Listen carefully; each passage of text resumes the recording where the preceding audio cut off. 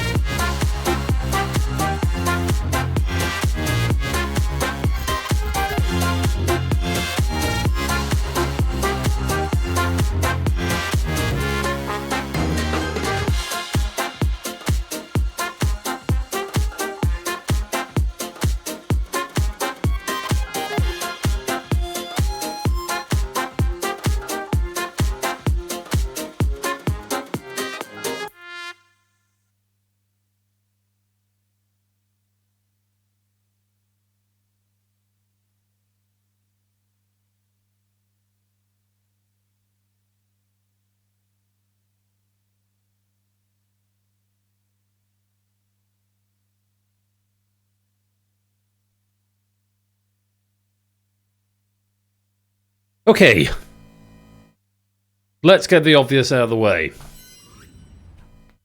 I have a new room, which took a minute to come into focus. And I have a digital ticker now on the back wall. Hey folks, you alright? Yes, I have a game night control center room. So this is my seat of power, as it were. I can't really move the chair because the dog is asleep within its legs at the moment. But hopefully you can see it says game night. I promise you the other word behind the chair is controlled. My shiny new lair. And here's a message from our sponsor, JR. Here's my contribution to the snazzy new control center. It's very much appreciated, JR. Thank you for the 2-month subscription there. And hey, thanks to ABMe for the 48-month subscription as well. Much appreciated.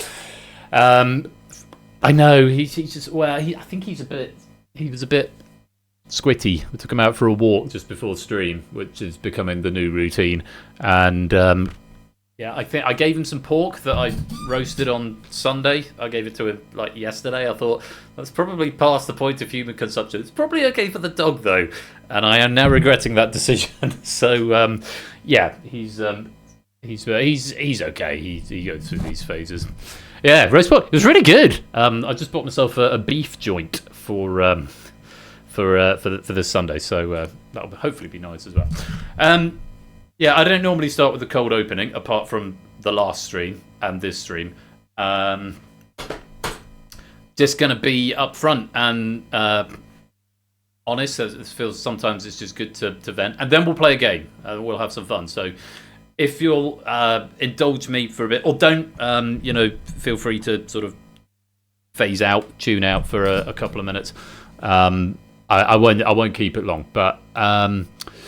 I don't even know what I want to say, but all I will say is it took more effort and energy than it normally does to press the turn the mic on button and to go to the large cam screen buttons on the Stream Deck. It took a lot more effort than it normally does after pausing the music. Normally I'm very excited to get into stream, and I am excited to get into stream. I am enjoying streams very much, but I'm feeling, I think, perhaps I'm just going to say it as it is. I'm feeling, I think, like a modicum of shame for the way I've acted the last couple of streams, which is no reflection on anyone other than me. When the thing happened a few weeks ago, which I know I've said not to publicly talk about, but I'm initiating it, so it's fine. I wanted to get back to something approaching normality as quickly as possible, and game night has been such a big part of my life for so long, and it's such a good diversion tactic from everything else that goes on in life, be it personal relationships or career or whatever it is. This is a really good distraction technique, and it's been really useful, and in many ways it's been very cathartic for me over the years. It's been very stressful at times, but it's been a good outlet, not least of all because I enjoy the process of doing it. I enjoy the management of questions, the building of software, and the hosting of games, but principally because of all of you guys who've come back week in, week out for so long, being just wonderful human beings, and super, supportive in so many ways. So after Megs and I separated a few weeks back, you know what I was really tempted to do? I was really tempted just to turn on the AMA request and do a micro AMA for 20 minutes, but I'm not quite at that point yet, so I'm not going to do that. But I'm just going to talk about things that are real just for a few minutes. And so when that happened, I can tell you exactly when it happened, actually. It was... Paul definitely got an upgrade. Hey, Jasons. Remember a few weeks back, and I was doing Escape Artist on Thursday evening, and there was an uncharacteristic mid-game pause when I said I'm just going off to have a quick chat and then I'll be back. Well, that wasn't the moment, but it was the precursor to it. So then I naturally came back and just got on with the stream. The following Saturday, even about 20 minutes before I went live, even bigger pieces had started moving into place, and I just got on and went live because it was a good distraction therapy technique for me. And that was the idea after setting up shop again, was for it to continue to be that. And then I got hit with tech issues the last couple of weeks. So last Thursday, the issue was the internet, and I knew that going in. It was just slightly annoying that the previous Saturday had been fine, and then on the Thursday it just crapped out on me. I'm now on my own Wi-Fi, well, not even Wi-Fi, my own internet connection, my own full fibre connection. So hopefully that issue won't be a problem anymore. On Saturday just gone, I had two tech issues. The first was Unity crashing in Cryptex, which was fortunately able to be recovered. It took a little minute, but we got back to where everything was. So that was a win in a way. And then the Escape Artist, I got a blue screen of death, which I haven't had for months, since I did some maintenance to a lot of the software, particularly the software that is not running in Inspector, but running on the desktop. Like this background, for example, is running in an app. My control center is running in an app, and there were things in there that needed optimizing. And they seemed to fix the issues. And then there was what G. Eisen seems to suggest was a memory leak based on the BSOD error message. And after the error earlier on in the stream, it just tipped me over the edge. So can I just say, in the first instance, I'm really sorry about the way I acted after that. It wasn't... there's the reason I muted the VOD, incidentally. It wasn't comfortable viewing... I can't imagine it was comfortable viewing Fredo, and I did go watch it back, and I thought, yeah, that's not something that is comfortable, and it's not fair to put that on you who come here for release from that. I think it's probably fair to say that the BSOD on its own was not necessarily the main factor at play in that particular interaction or exchange or action, as it were. The way I reacted to it when I couldn't fix it in 5 minutes was probably not entirely down to the crash. It was probably other issues that were playing on my mind. But we get back on the horse and we carry on. So I just wanted to, first of all, apologise for the way I acted, because you don't come here to see that. You don't come here to have me have a little vent or trauma dump or react badly when things go wrong. I mean, for Christ's sake, I work in the TV industry, and I was a concert pianist for however many years. Live performance, things go wrong, and you just deal with it. And I didn't deal with it in a particularly brilliant way. So I'm sorry about that, and I'm sorry if anyone was negatively impacted by the way I acted. I am going to try, or I am now enacting positive steps in this new way of life that I'm now living. At some point, I will talk more openly about stuff that's gone on. I have spoken to a handful of people about it in the community, not many. I've spoken to some in real life friends as well.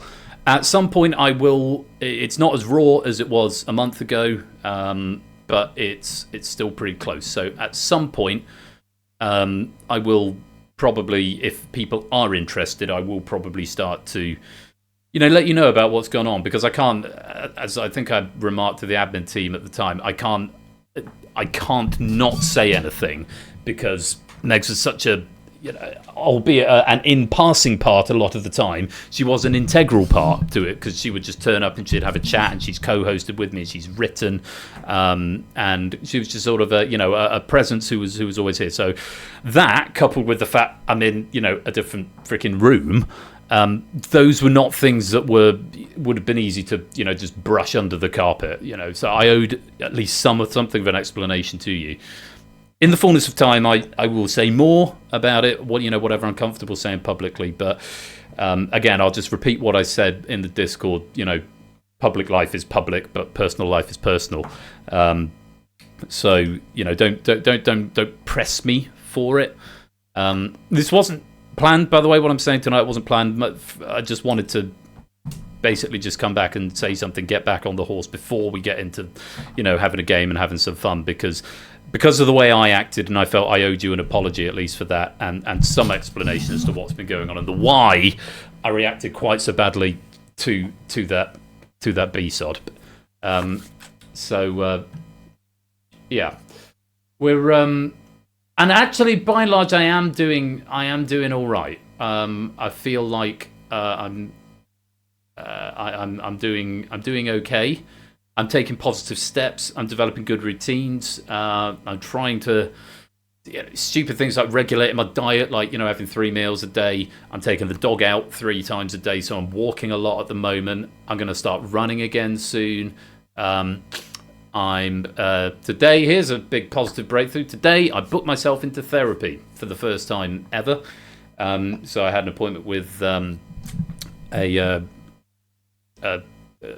therapy nurse, or whatever the expression was, over the phone today. They're going to call back to book hopefully some counselling sessions for me in the next week or so. So positive things are happening, and I feel like I'm stepping in the right direction to getting where I want to go, and then the rest is details. And because it feels like I've been on a bit of a holding pattern for the last few weeks, and it's becoming clear that I don't think I can just do holding pattern, and talking about stuff is going to be really invaluable, and that may very well include talking to you guys. Of course, recognizing I don't want to just trauma dump on you, and of course, my personal life is not the reason that you come here. So bearing that in mind. So that's the bottom line. I'm sorry, the TLDR, if you like. Sorry about the way I acted Saturday, and to a lesser extent last Thursday as well. I wasn't in a good mental place last Thursday. Probably shouldn't have streamed. I'm much more positive now. Positive steps are being taken, and I'm doing okay. And if tech woes happen again, I will just try and take them in my stride as I normally do, because I don't want to put that. I don't want to behave like I did on Saturday again, because it was not comfortable for me, let alone for it, or for me watching it back, I should say, let alone for anyone watching it live, and that's not what you come here for. So I'm hoping that, with that having been said, we can move past it a little bit.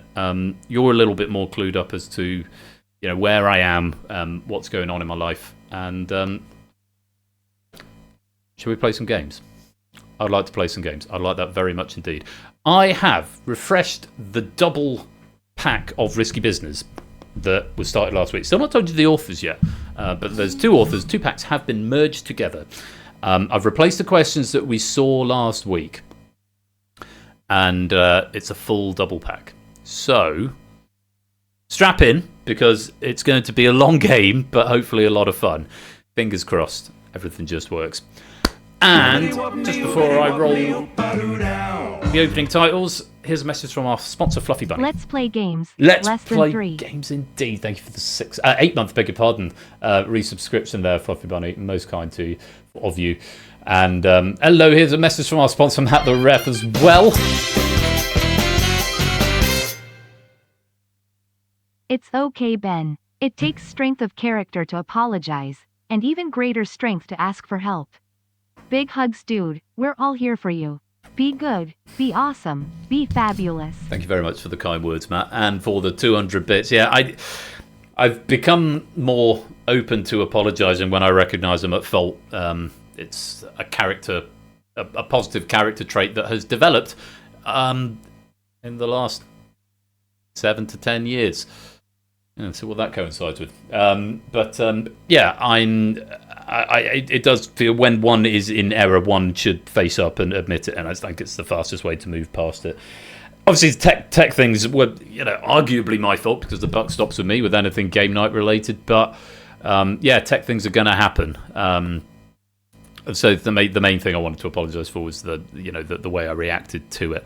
I want to apologise to it Sotley as well, because it sort of ruined the end of his game. I haven't yet abandoned the hope that I might be able to recreate that scenario in the Escape Artist at some point, and we can finish off that game. But we will see. Anyway, I'm going to roll the Game Night VT, and then we'll get into some risky business, extended risky business, played through the Universal Controller, of course. So if you need to go get that loaded up, that is where you go and do it. And then I'll say hello to everyone on the other side of the Game Night VT and the risky business opening titles. Thank you all for indulging me for a few minutes here. I love you all, and thank you for your support going through this particularly tricky moment in my personal life. I'll see you on the other side for some game night.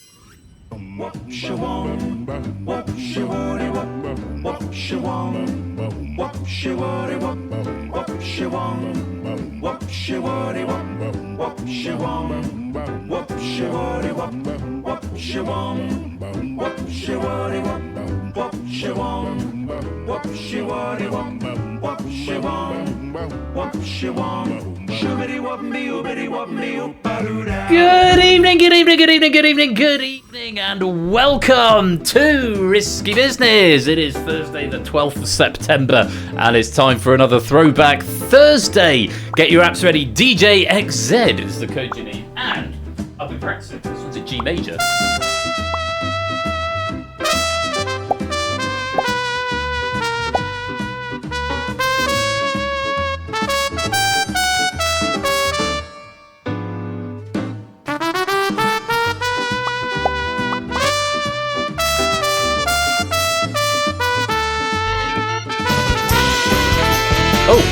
And a message from our sponsor, JR. Once again, time to crash headfirst into the wall of knowledge. Headfirst into the wall of knowledge, and what fun it will be. And back to the trumpet.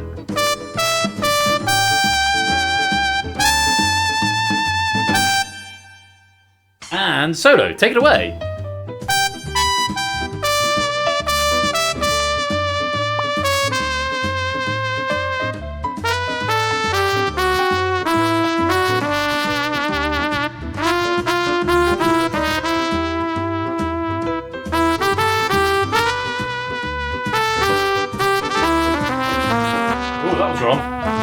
Sorry.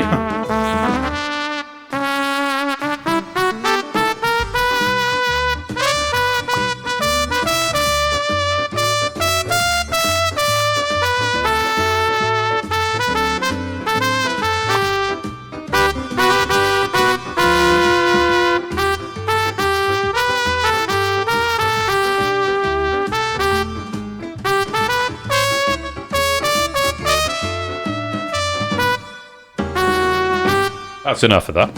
Anyway. So yeah, the piano's back.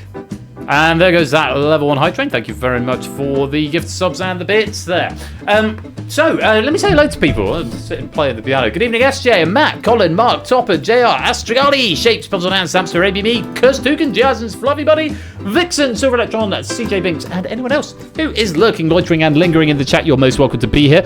So yeah, here I am at the new control center. It's not finished. There's other things I want to do, but I can change the ticker message. Not that you can read it now because it'll be tiny, but yeah. So that's editable. The goal, I think, eventually is to hook Twitch Live into it so that you can like say things and like make alerts and confetti and shit happen. That's probably the goal. But all in good time. All in good time. Just sort of trying to dip my toe back into doing things with Unity so that I can hopefully bring myself around to doing some more refinements on games that need doing.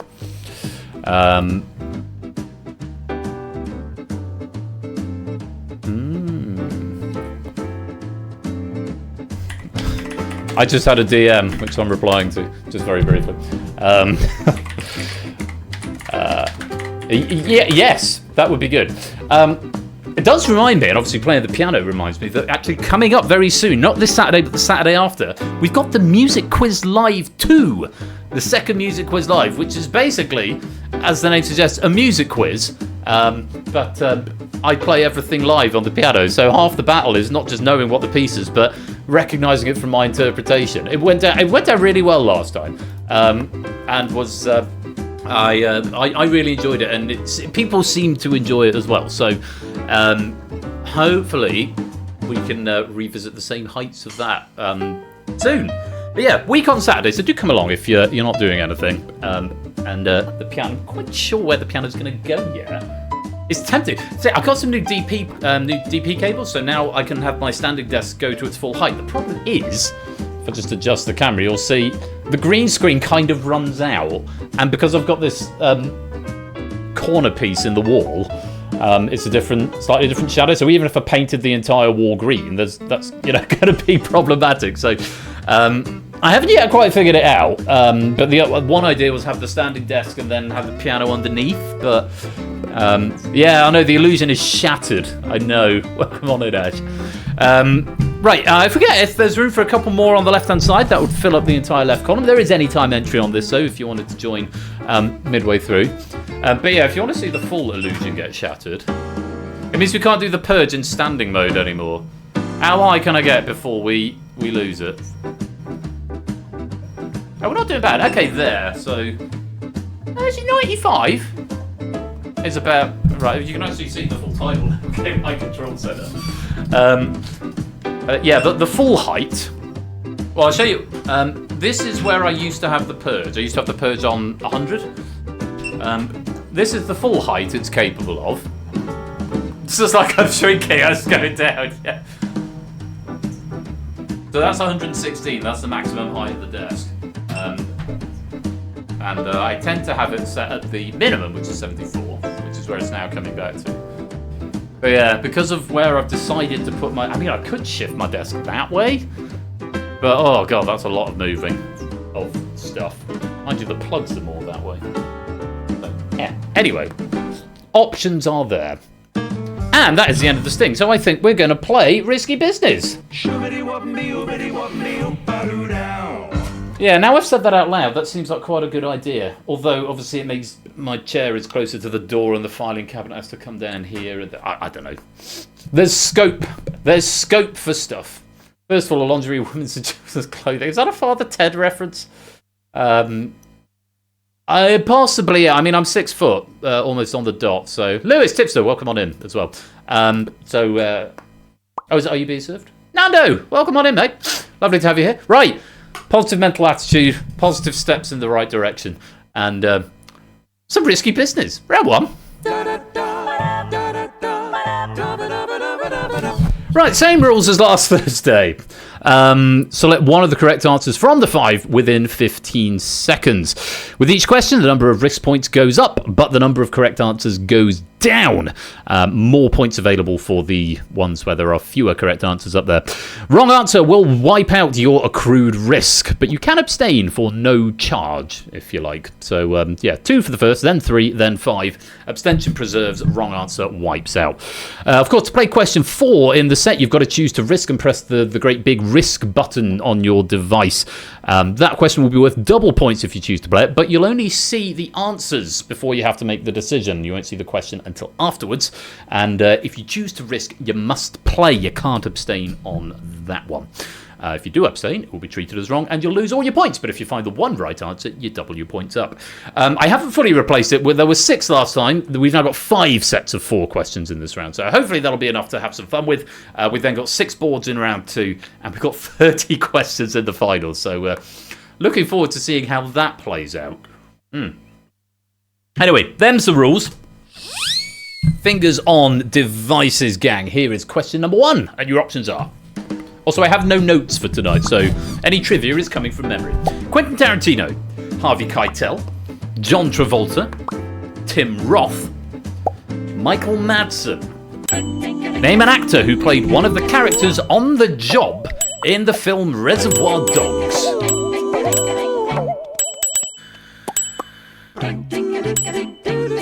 That's round 3, Matt, to bank leave it blank. This one auto banks you at the end of each set. Yeah, John Travolta, our wrong answer there. Reservoir Dogs, 1992 Quentin Tarantino film. But yes, John Travolta was not in that film. He, in universe, he played the brother of Michael Madsen's character. Michael Madsen's character in Reservoir Dogs was Mr. Blonde. And then in Pulp Fiction, John Travolta played Vincent Vega, who was the brother of Vic Vega, Michael Madsen's character, in the universe. But it was a different film. John Travolta was not in it. Quentin Tarantino playing Mr. Blue, Harvey Keitel, Mr. White, Tim Roth, Mr. Orange, Michael Madsen, Mr. Blonde, and John Travolta, Vincent Vega, but in Pulp Fiction. There we go. Well done if you got that. 2 points to you. And on to the next one. Only 3 correct answers up here. Add 3 points if you can find one. Your options are... Ravenclaw's diadem, Marvolo's ring, Hufflepuff's cup, Gryffindor's sword, Slytherin's locket. Name an object that was both a Hogwarts founding member relic and one of Lord Voldemort's Horcruxes.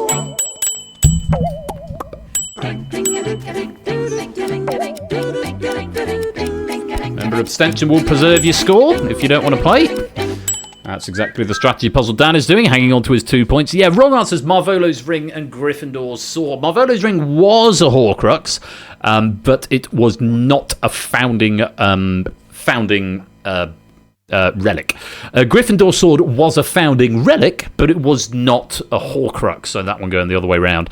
The diadem of Ravenclaw, Rowena Ravenclaw, that is the cup of Helga Hufflepuff and the locket of Salazar Slytherin, were all founding Hogwarts member relics, and they all became Horcruxes of Lord Voldemort. Very well done if you got that. Let's clear that one. And on to the next 2 correct answers here. 5 points if you can find one. You are doing terrifically well, Shapes. Plenty of time, lots of questions. 5 points if you can find one of the 2 correct answers up here, and your options are...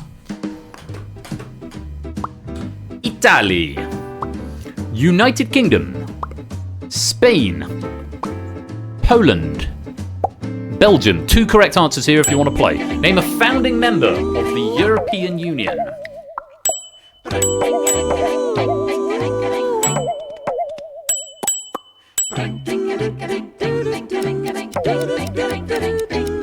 Three for 3.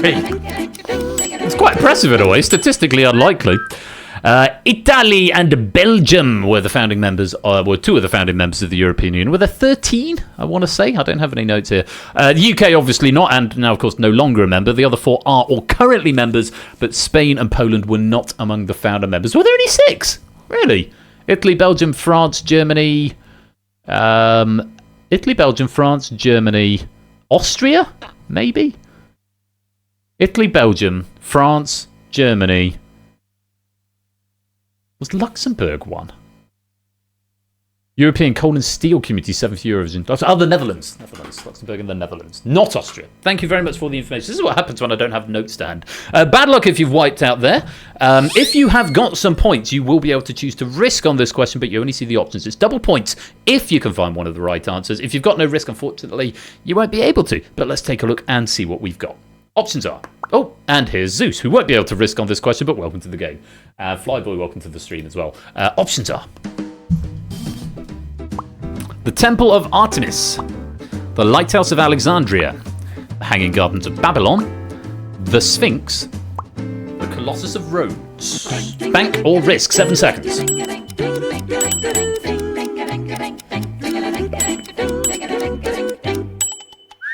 And 1, 2, 3, 4, 5, 6, 7 players choosing to risk on this question.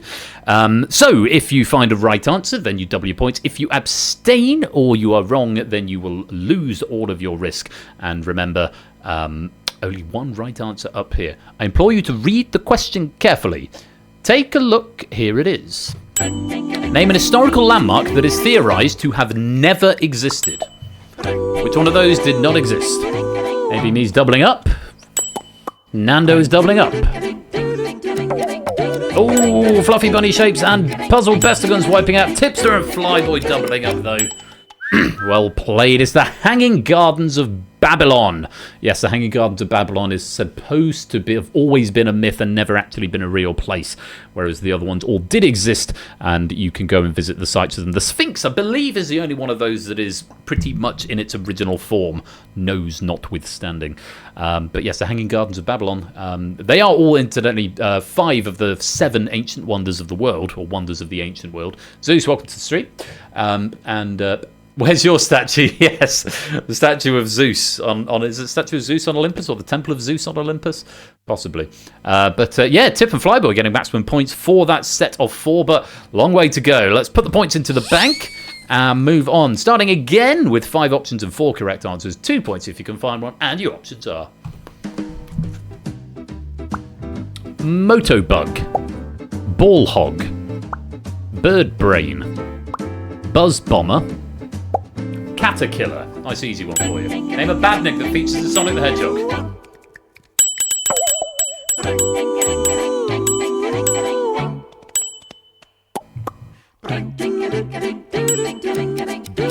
Well, Tip, you're not getting a perfect score this time.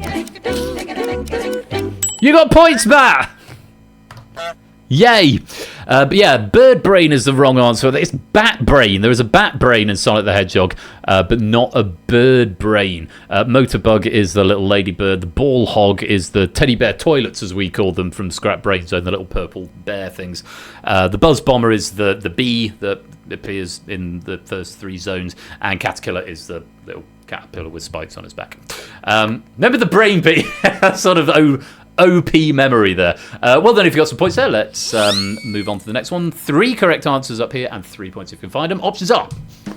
Buzz bombs are well annoying. Sir Kill-A-Lot, Dead Metal, Shunt, that's a fun word, Refbot, Sergeant Bash. Name an original house robot from Robot Wars.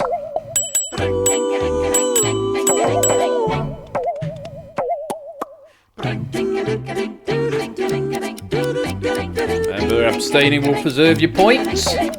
Oh, and that's a wipeout. CJ Binks choosing to preserve 2. Flyboy wiping out there. So Kill-A-Lot and Refbot are the wrong answers. Bar all the windows and lock all the doors. There's chaos and carnage at Robot Wars. Those are the days. I found a channel on the Samsung TV Plus that's just endless episodes of Robot Wars, which is kind of fun. Yeah, so Kill-A-Lot came in Series 3, I want to say, and Refbot, I think, Series 4 or 5. Dead Metal, Shunt, and Sergeant Bash were it. Your points have cease. That voice. Oh, thank you, Topper. So Kill-A-Lot Series 2, Refbot Series 4. I was half right then. Welcome on in, Pyro. Welcome to the game. And welcome to the stream. Yeah, Dead Metal, Shunt, and Sergeant Bash were the 3 of the originals, along with Matilda and... That might have been it. Were there just the 4? Dead Metal, Shunt, Sergeant Bash, Matilda. I want to say there were 5 originally, but I might be wrong. Maybe it was just the 4. Anyway, Robot Wars. Happy memories. On we go. Yes, as you right, go for your robot counterpart there, Matt. Yeah. Did wonder if you might. On we go. Next one. 2 correct answers up here. 5 points if you can find one of them. Oh, just the 4. Fair enough. Here we go. Options are John C. Breckinridge, Walter Mondale, George W. Bush, Richard Nixon, Chester A. Arthur. Name somebody who has served as both president and vice president of the United States of America.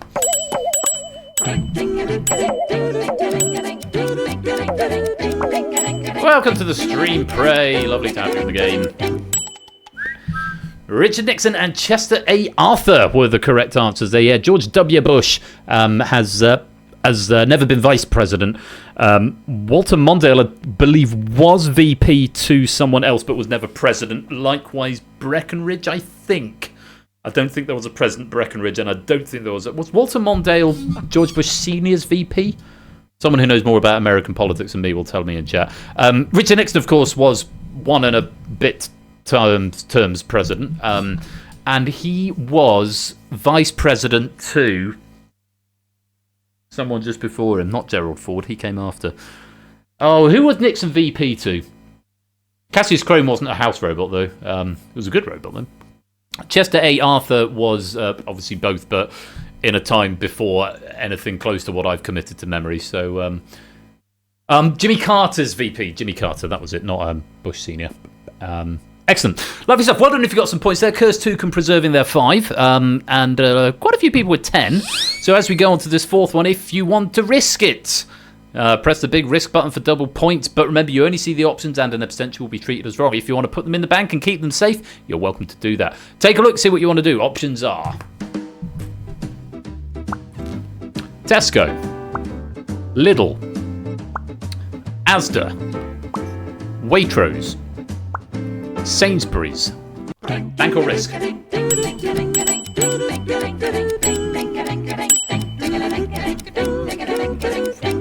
Slightly Brit-centric question here, but we've got a handful of people giving it a go. 7 in total. Sam, Topper, Tipster, Astrogali, Colin, Matt and Pyro all having a go with a range from 10 down to 5. Everyone else's points going into the bank. Best of luck. Only 1 correct answer up here. Don't abstain or it will be treated as wrong, so just press something. Good luck. Options. No, you've got the options. Question is, name a supermarket owned by John Lewis and Partners.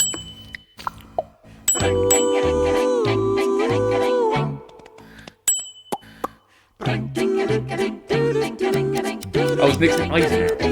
That makes sense. Everyone doubling up apart from Matt. I don't know if that was an early press there, Matt, because it answer came in pretty quick. Oh, I'll click on the screen just as the answers went live. That's a pain in the arse, that is. Oh, sorry, mate. That's the way it goes. Waitrose was, of course, Waitrose is owned by the John Lewis and Partners group, and the other ones are not. That's all I've got to say on that. Well done. Doubling up your points there. Let's stick them into the bank. Sam and Tipster are top of the table at the moment with 30 points apiece. ABB, Flyboy, Mark all got 20. Nando and Topper have got 16. So those make up our top 3 at the moment. Still a long way to go. Let's have another set of 4. 4 correct answers up here. 2 points if you can find one of them. Options are. Just happy to have some points. Points are a good idea. Right, Henry Tingle Wilde, Joseph Bruce Ismay, Edward John Smith, Charles Herbert Lightoller, William McMaster Murdoch. Name an officer who was on board the RMS Titanic.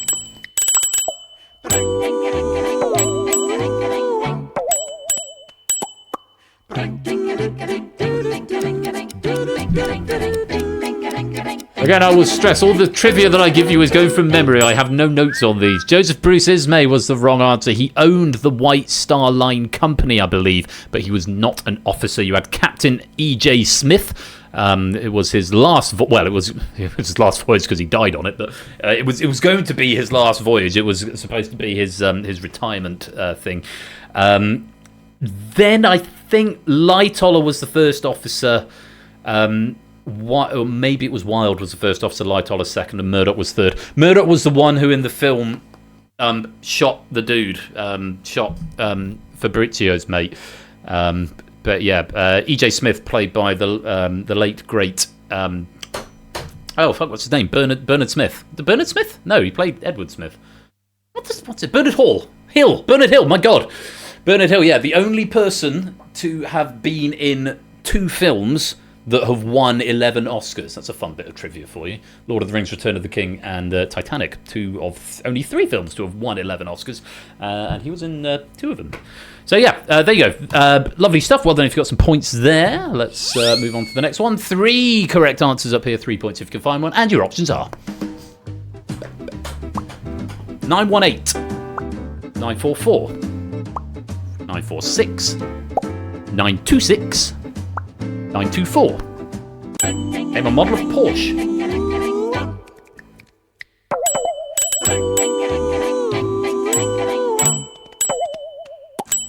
And for abstention, will preserve your point if you don't want to risk it, but risk is the name of the game. Couple of players not touching that one. 918, 944, and 924 were the correct answers. Where's the question about CFAX pages? That's a disappointment there, Lewis, for you. Yeah, 911 would have been too easy. 946 and 926 are not things. There is a 928, which is one with the pop-up headlights, which is really cool. This is pop-up headlights, apparently. 924 is the one that was made with the engine of a VW van. 944, I've actually owned one, and it's... It was sort of, I bought it on a bit of a whim back when eBay was a thing. I was going to look this one up. The 918, I think, is the 911. No, it's not. It's a Spider convertible thing, Porsche 918 Spider. It's not one of the more well-known ones, but yeah, 911 is obviously the popular one. Yeah, Porsche models are numbers. There was a question on this in something else a few weeks ago. That was to do with Porsche model numbers. But yeah, obviously Boxster and Cayman and Cayenne and 911 are the famous ones, but they all have got a number associated with them as well. Well done if you've got some points there. Let's play on. 2 correct answers up here and 5 points if you can find one of them, and your options are Rachmaninoff's Second Piano Concerto, Beethoven's Ninth Symphony, Tchaikovsky's Swan Lake, Bruch's First Violin Concerto, Elgar's Cello Concerto. Name a piece of music to feature as number 1 in the Classic FM Hall of Fame.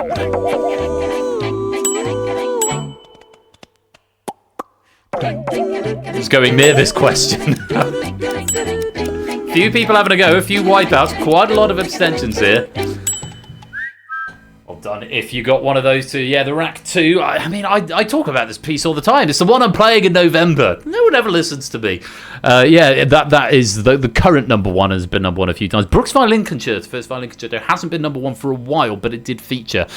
Beethoven's Ninth is regularly in the top 10, but never number 1. Elgar's Cello Concerto, never number 1, sadly, because it's an amazing piece of music. And of course, it's never Tchaikovsky, so it was never going to be Swan Lake. Well done if you got some points there. Right, opportunity to risk if you've got some points on, or some risk rather, on the board. That's Puzzle Bestagons upwards. Fluffy Bunny and Flyboy both with a maximum of 10. Do they want to risk it based on this question? Only 1 correct answer, and your options are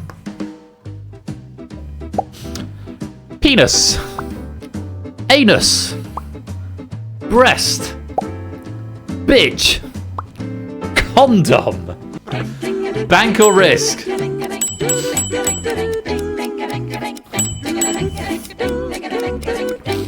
A couple having a go here. Fluffy Bunny, Topper, Tipster, AB Me, Nando, Pyro, Shaped, and CJ Binks. Yeah, that took a dramatic turn. Penis, anus, breast, biche, and condom. Take note of this. There might be something similar coming up a bit later on. But for now, only 1 correct answer up there. Good luck. And here's your question. Name a made-up French place name. 1 of them is made up.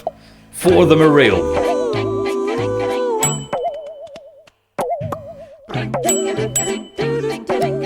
Just 3 getting there. Shapes, AB, and Topper. Very well done. Penis is not a place in France. I invented the acute accent. I say I. I've given the game away. This is my question. This one. I thought the acute accent might be a bit of a red herring, and a couple of people fell for it by the looks of it. Penis is always the answer. Welcome on into the game, Suyu. Yes, anus, breast, biche, and condom are all genuine French places. So very well done if you managed to double up your points there. Let's put them into the bank. And shall we have another one? Yeah, why not? We've got a lot of 30s. Topper, Tipster, Samster, Flyboy, and AB Me all on 30. Mark on 25. Nando on 16.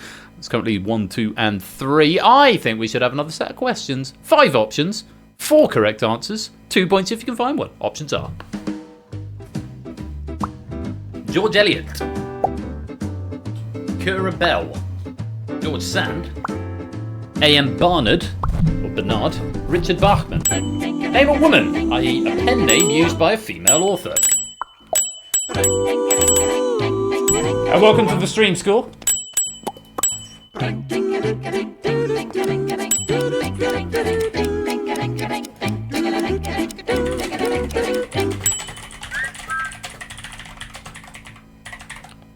Sorry, just need to send a quick message.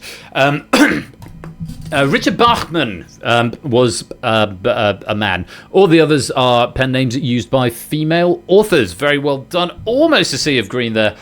Nando abstaining on that one to prevent the sea of green. You are leaving, bitch. Yes, that's good Bill Bailey gag. Right, well done. Let's move on to the next one. How many answers? 5 answers. 3 of them will be correct, and 3 points if you can find one. Take a look. Options are Theia, Uranus, Hyperion, Phoebe, Gaia. Name a Greek deity classified as one of the 12 Titans.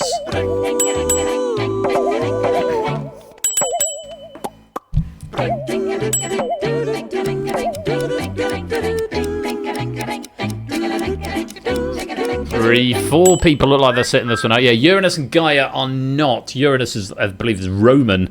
Gaia, I think, was Greek, but Gaia was sort of Mother Earth, not one of the Titans. Thea, Hyperion, and Phoebe, all correct answers there. And at least one of those. Phoebe, a moon of Uranus, or is it Neptune? What's the one that's named after Shakespeare people? Pen is made up, or penis made up. The raid message. Yeah, don't forget to get your raid messages in. Preface a chat message with a hashtag. I'll pick my favourite later on. Phobos, no, that's Mars. Phobos is Mars. It's definitely a Phoebe further out in the solar system, though. Well done. If you got that, one more question before the risk. 5 options, 2 correct answers, 5 points if you can find one. Options are Mischief, Fickle, Nobody, Birthday, Daydream. Name a genuine Little Miss character from the Roger Hargreaves series listed on the MrMen.com characters page.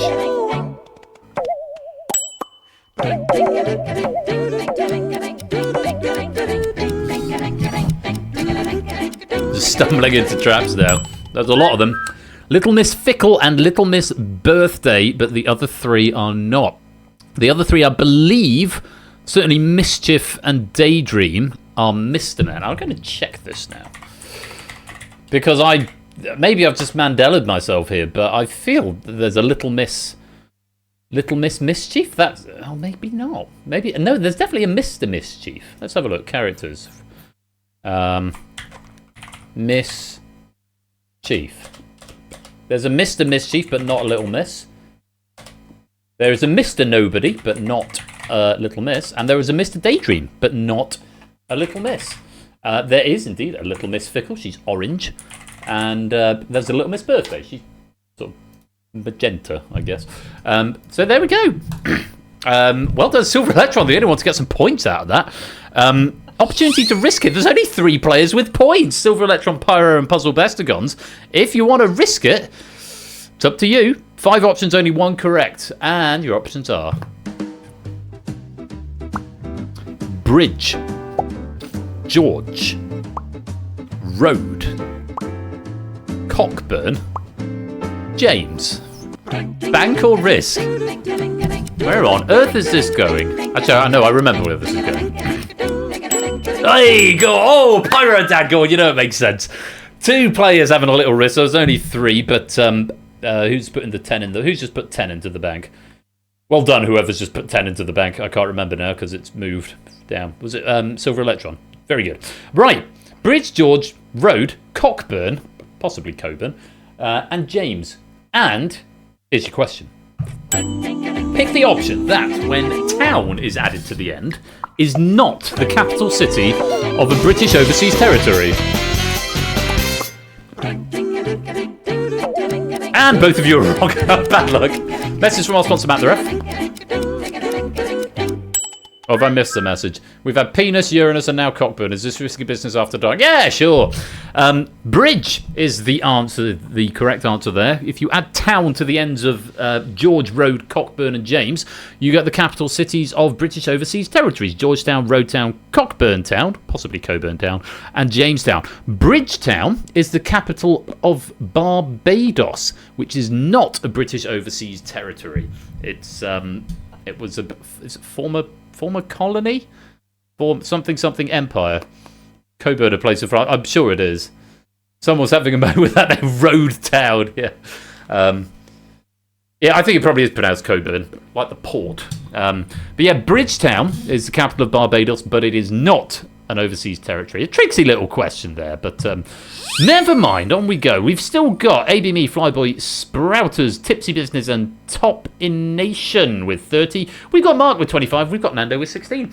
Let's have another set of 4 questions. Why not? 5 options, 4 correct, and 2 points if you can find one. Options are Road Town, Candlestick, Sword, Revolver, Rope, Lead Piping.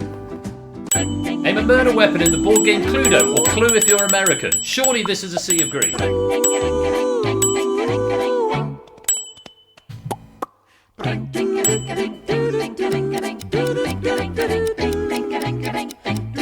Is Nando AFK? Have we lost Nando? We have lost. We may have lost Nando. This was funny. He was in 3rd place at the end of the last round and at the end of the round before that. And if he's been AFK since then yeah, he's doing well. Yeah, sword is not a weapon in Cluedo. Candlestick, revolver, rope, lead piping, all correct. Very well played. 2 points if you got that. Another one for you. 3 correct answers up here and 3 points if you can find one. Options are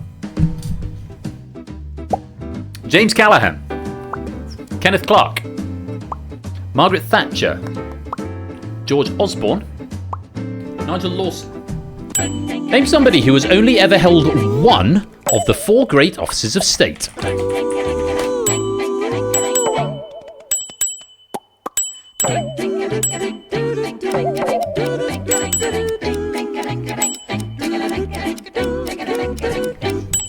Couple of abstentions there. Yeah, James Callaghan and Kenneth Clark, the wrong answers. Ken Clark was Chancellor and I believe Foreign Secretary as well. Maybe he was Home Secretary. I want to say Foreign Secretary and Chancellor, Ken Clark. James Callaghan, famously the only person to hold all 4 of the great offices of state, those being Prime Minister, Chancellor, Foreign Secretary and Home Secretary. Margaret Thatcher was only ever the Prime Minister. I mean, she was a local MP, but she did not occupy one of the other 4 great offices of state. And George Osborne, famously Chancellor under David Cameron, the only position of only great office of state he held. And Nigel Lawson was Chancellor, I believe, to Thatcher at one point, and that was the only great office of state that he held. Very well done. If you found one of those correct answers, let's go on. Another one. 5 points if you can find one of the 2 right answers here, and your options are Sweden, England, Brazil, China, Italia. Name a country that has hosted the Women's World Cup. Nice to see Matt getting this one right and being the first to do so. Did you go for Callaghan on the last one, Matt? Yeah, he definitely has. Sweden, China are the correct answers there. England have won it but not hosted it. Italy have never hosted it. Brazil, I believe, are hosting it next in 2026? 2027? It's soon, but they have not as of yet hosted it. Didn't go. Yeah, England, we've never hosted the Women's World Cup. We hosted the men's in '66, but we've not hosted the women's. We've won it, but we've not hosted it. Very well done. If you got some points there, anyone with risk, that's pray upwards. You have an opportunity to double them if you want to risk on this question, but you only see the options and there's only one answer. Good luck. Oh, did we win the Euros? I beg your pardon. Yes, of course we did. We won the Euros. Did we come second in the World Cup? Did we come second in a World Cup once? I don't know. I don't really follow football. Anyway, options are 67. World Cup finalists, thought so. 102. 3. 34. 46. Bank or risk?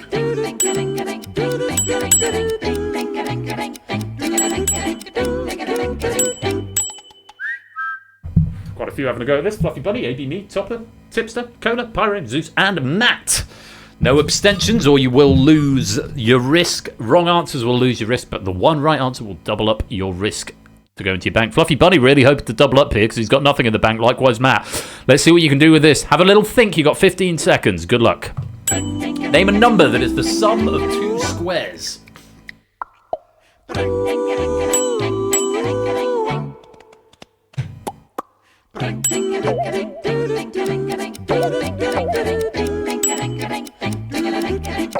Oh, Fluffy Bunny and Matt, you still stay on 0 in the bank. It's 34, which is the sum of 5 squared and 3 squared.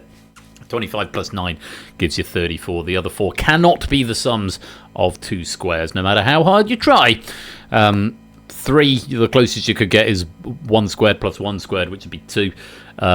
I'm not going to go through all the others because they're all wrong. But yeah, 34, the sum of 5 squared and 3 squared. And I think that is the end of the round, finally. It's been a long old slog, but hopefully we've had some fun. Let's put the points into the bank and check out the scores. Just as Clive a Legend comes to join the game as round 1 finishes, welcome on in, Clive. Great to have you with us. And Prey, welcome to the stream. Formally, now you've had a chat. All roads lead to Road Town. I like that. So, AB Me and Topper out in front at the moment with 44 apiece. We've got Flyboy Sam and Tipsy Business all on 30. And we've got Mark currently in third with 25. But a long way to go. We've got 6 boards in round 2. We've got 30 questions in the final. So, bumper Risky Business quiz tonight. Still time to catch up. There's only a deficit of 44 between first and last. Let's see what we can do as we move into round number 2.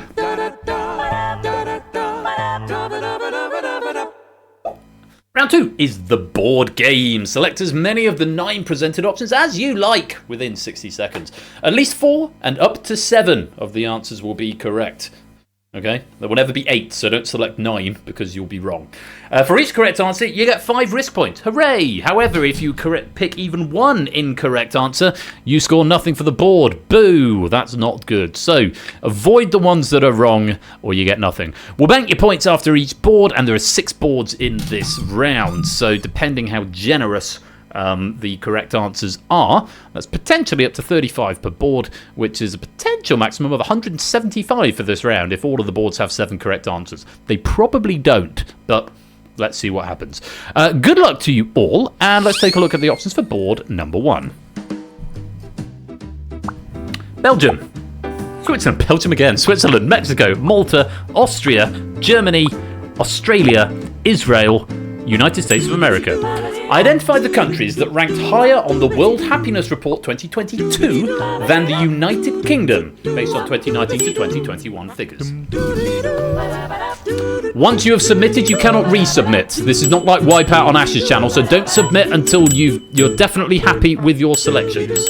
You have got another 40 seconds or so. Okie dokie, we've got a few 4s in here. Sam, Zeus, Colin, all going for 4. A couple of 3s and a few 2s as well. Of course, the risk shows in the first column, divided by 5 to work out how many people have said. Pyro going for 6 here. And yes, you can go for as many or as few as you like, incidentally. You don't have to pick 7. You can just pick 1. Pick 1 safe one. Anyway, last opportunity to get some answers in. Nando, if you're still with us.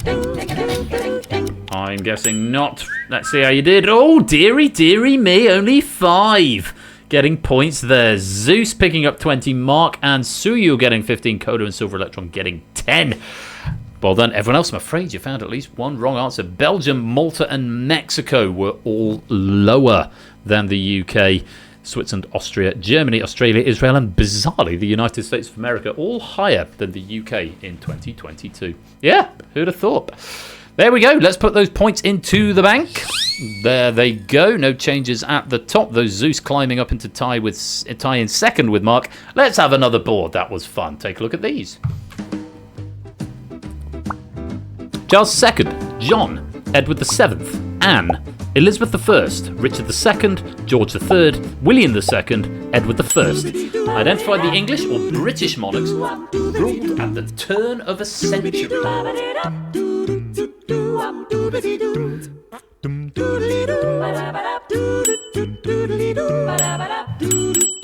Anticipating a lot of safe ones here. Puzzle Dango for 2. Any more than 2 yet? There's a few 3s. Zeus and Clive each going for 3. Topper's gone for 4.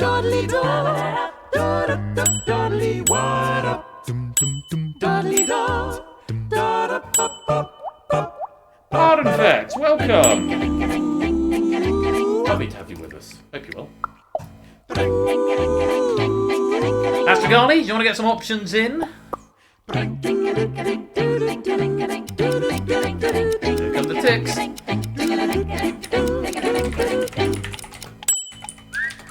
And there's a lot more green up there to be expected. Yeah, John, let's go through them. Just thought I put up the Wikipedia for this. So William II was a right answer. He was from 1087 to 1100.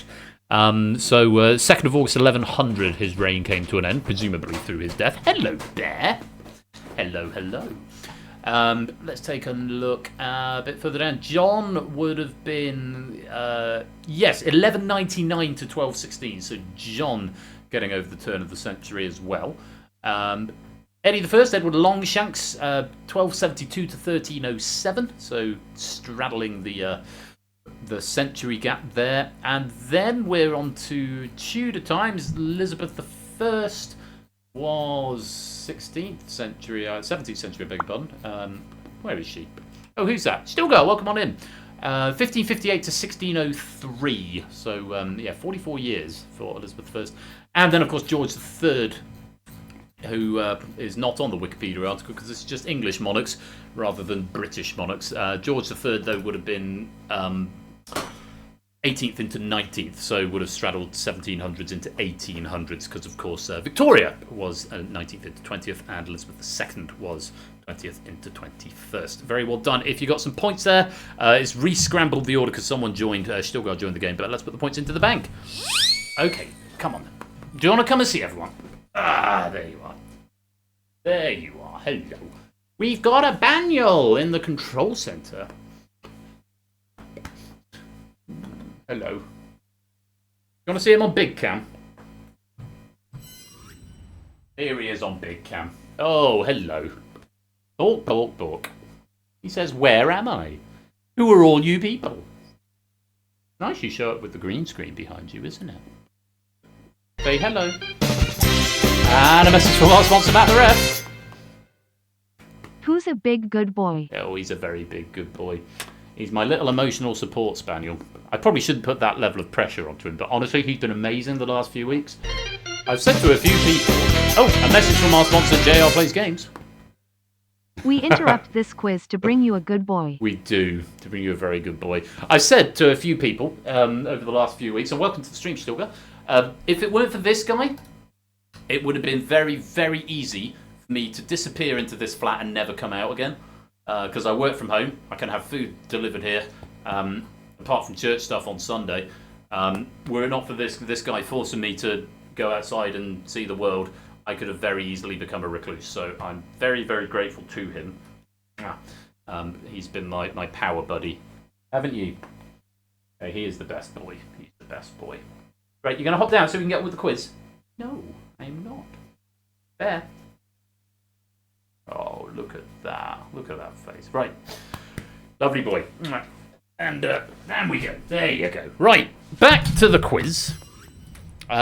Some more options, I think, is in order. Let's take a look at the next board. Options are... No quiz, only dog. We're going to have both.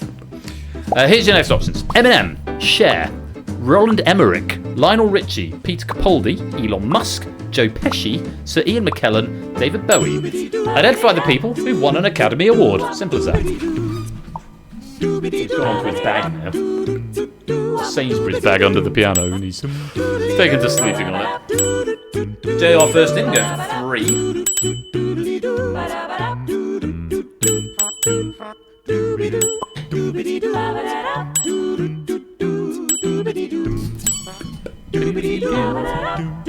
have to get a beer in a minute. Dudley what up? Dudley da da da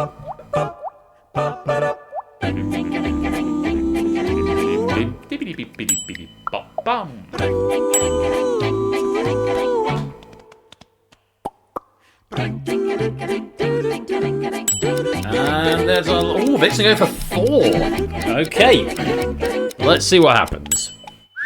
And Vixen going to the top, and then going right back down to the bottom. 3 was the highest correct answer. Only 5 up there. Eminem, Cher, Lionel Richie, Peter Capaldi, and Joe Pesci.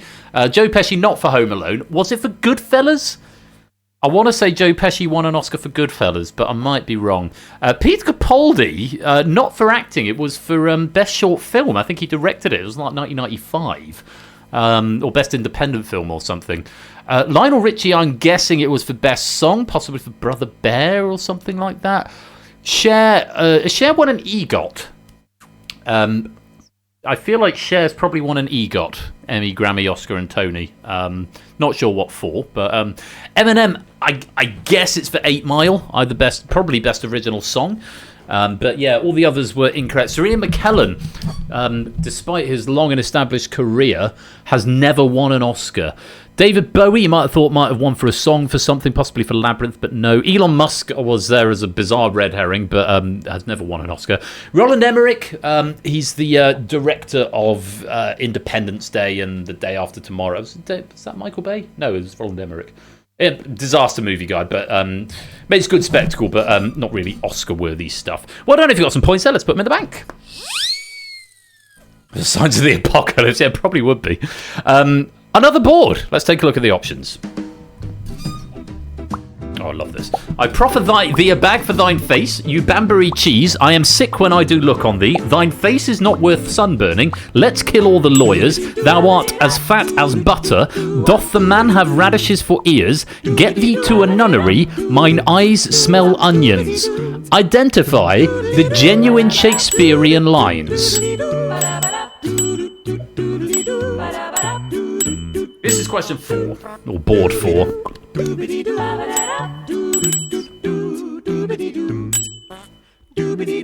Still going for the most so far, going for 4. Which of these actually featured in the first folio? By William Shakespeare. JR also playing for 4.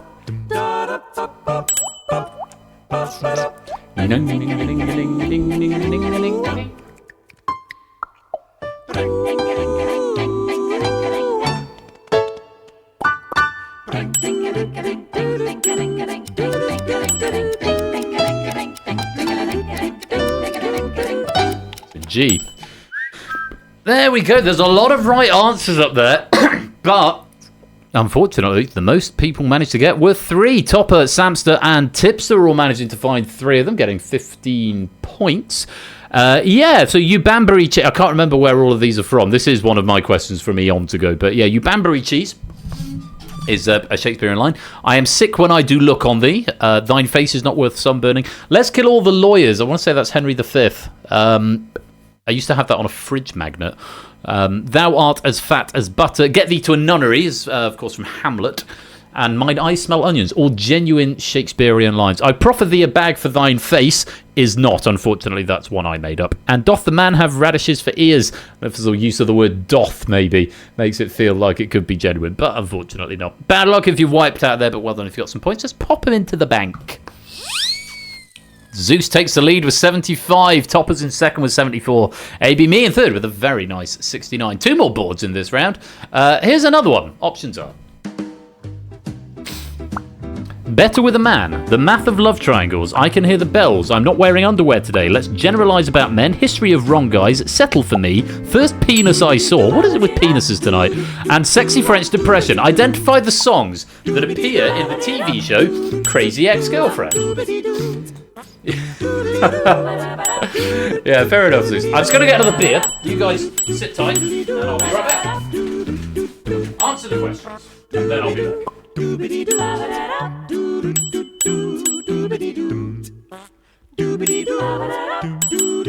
back. Dudley do, Dudley what up? Dudley do, da pop pop pop pop up.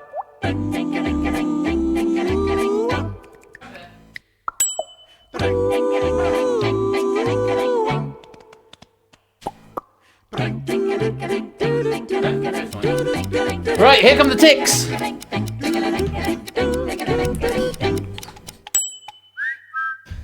Tricky one. I know nothing about this show, but the answers are the math of love triangles, let's generalise about men, settle for me, first penis I saw, and sexy French depression. I can hear the bells. I want to say that's from Legally Blonde, and I'm not wearing underwear today. I want to say Avenue Q, but I may be wrong. Maybe wrong. But well, I don't know if you got some points. Flyboy and Vixen both managing to take 15 points out of that. And we have got one more board for you. Let's put those points into the bank. Zeus still with the lead at 75. ABB and Top are tied in second with 74. And Sam now in third with 65. Let's take a look at Hairspray. That's it, not Legally Blonde. Let's take a look at the final board of the round. I love this one. Options are The Devil's Arse, Fuckery on Sea, Folking Hill, Cocking, Great Snoring, Skidmark Close, Little Ballsack, Shitterton, Twat.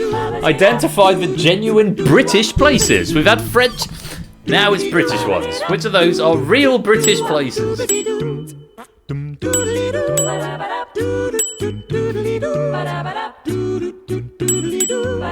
Good of, welcome on into the stream. Lovely to have you here. Risky Penis. Who suggested Risky Penis? Matt the ref. Risky Penis.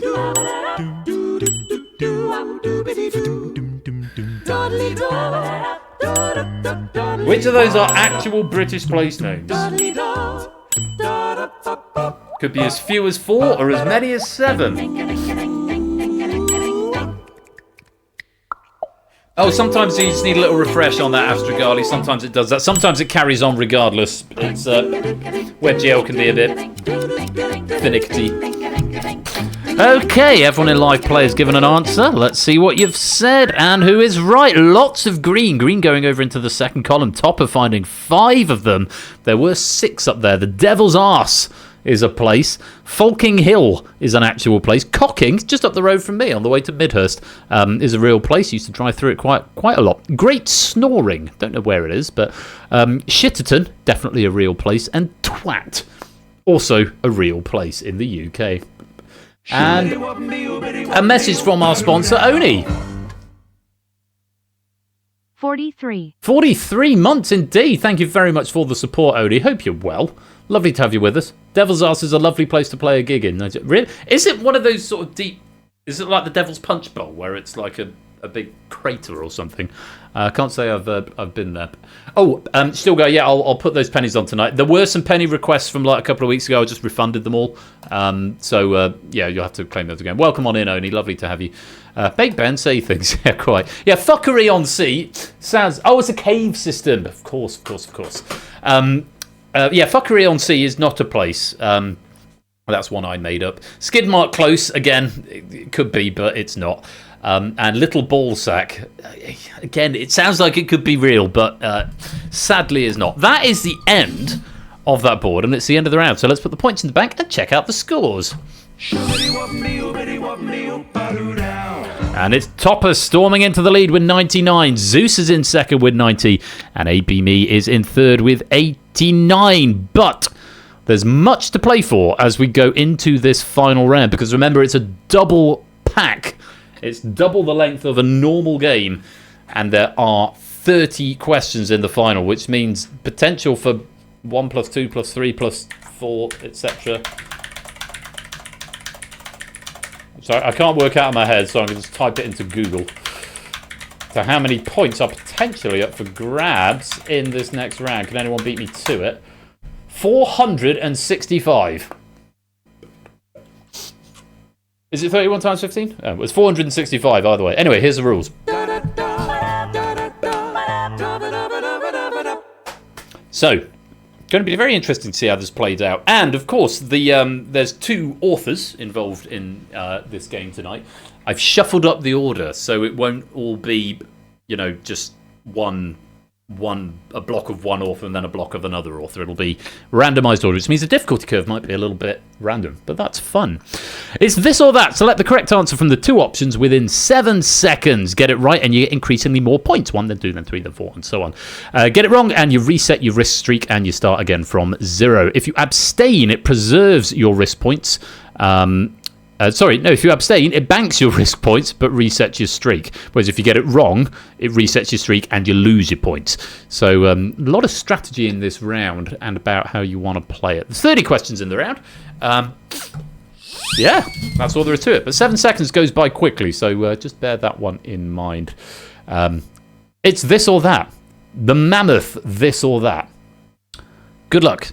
Have fun. Question number 1. This or that. A or B? Options are the Philippines, Hungary. Goulash is a dish originating in which country?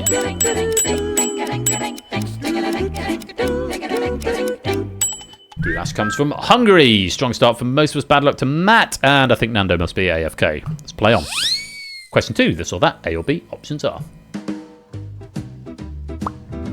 graphic, group. What does the G in the file format JPEG stand for?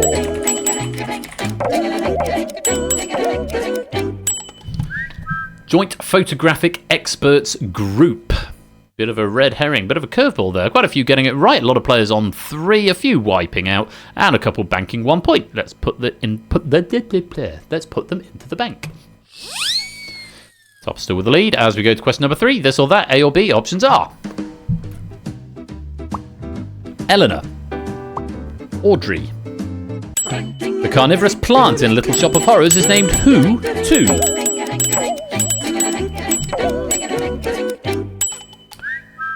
It's Audrey 2. Great show. Love Little Shop of Horrors. He's got your number now. He knows the life of crime. Yeah. Feed me, Seymour. Feed me all night long. That's the other one, isn't it? I don't know what key it's in. Fine. Feed me, Seymour. Feed me all night long. You can do it. Feed me, Seymour. Yeah, I need to find the score for that. Yeah, I miss the piano as well. I prefer it when it's in a place that is, accessible, not just, the top 2 octaves. Anyway, Audrey 2. Zeus putting 3 points into the bank. And let's go on to the next question. Question number, the next one, 4, I think. This or that, A or B? Options are Real Madrid, Liverpool. Which team won the 2021-22 UEFA Champions League? Bit of football history for you.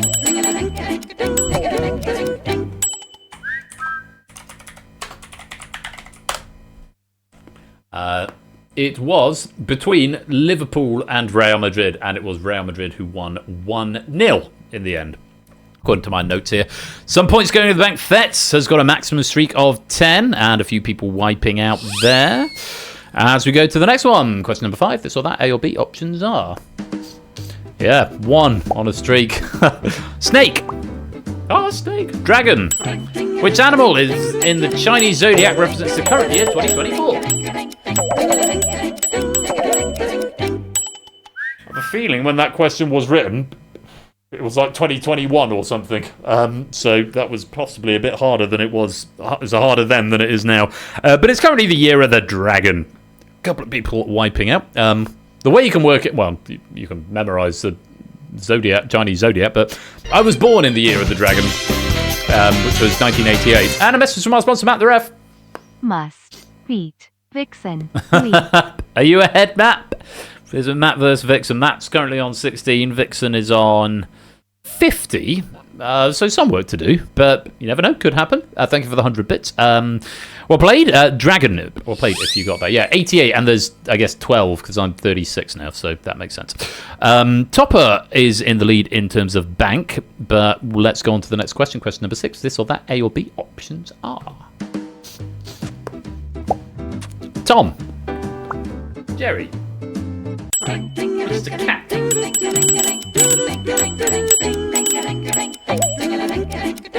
Oh, CJ.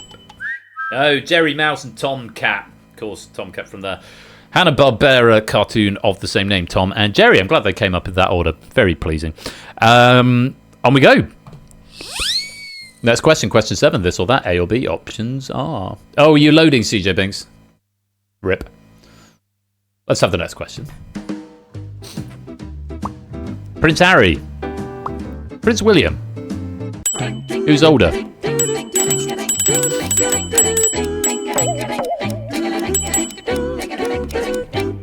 It's Prince William, who is the heir to the throne of the United Kingdom of Great Britain and Northern Ireland, whereas Prince Harry is not, and is currently 5th in line to the throne, I think. The Spare, yes, the author of Spare, certainly. But oh, Fets! Fets! You're having such joy. Sweet. Oh yeah, Sweeney Todd is probably my favourite musical as well. Certainly up there in my top 5. Fets losing 21 points worth of risk. That is a shame. Said the word now. What a shame. But we have to say goodbye to it. Puzzle Dan putting 6 into the bank. Silver Electron putting 3 in. So you're putting 1 in. Topper's still got the bank lead, and he's got 15 points of risk to back it up. Let's have another question. This or that, A or B. Options are... Flush. Straight. In poker, which is the higher hand?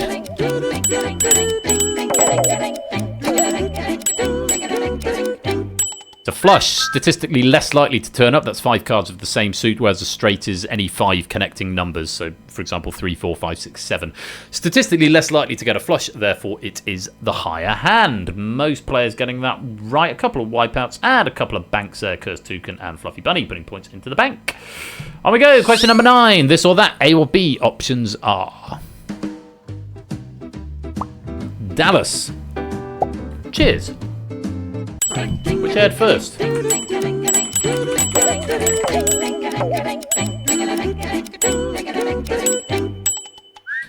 was Dallas in 1978. Cheers didn't air until 1982. Topper is calling it quits there, putting 21 into the bank, as is Vixen. Zeus putting 15 in, Flyboy also putting 15, Colo and Matt putting 10 in, and Suyu putting 1 in. A lot of banking going on there. Let's pop them into the bank now. Topper retaining his lead up to 120. Zeus in second with 108. AB Me with 89 in the bank, but 21 points of risk gives them a potential score of 110. Let's have a look at our potential order. Potential for 110 for AB Me, which could, of course, put you into second. But, of course, your score is going to go up and up and up faster and faster the more questions you answer correctly. Let's go on to the next one. Question number 11. This or that, A or B. Options are... J.C. Bach. J.S. Bach. Who composed during the classical era.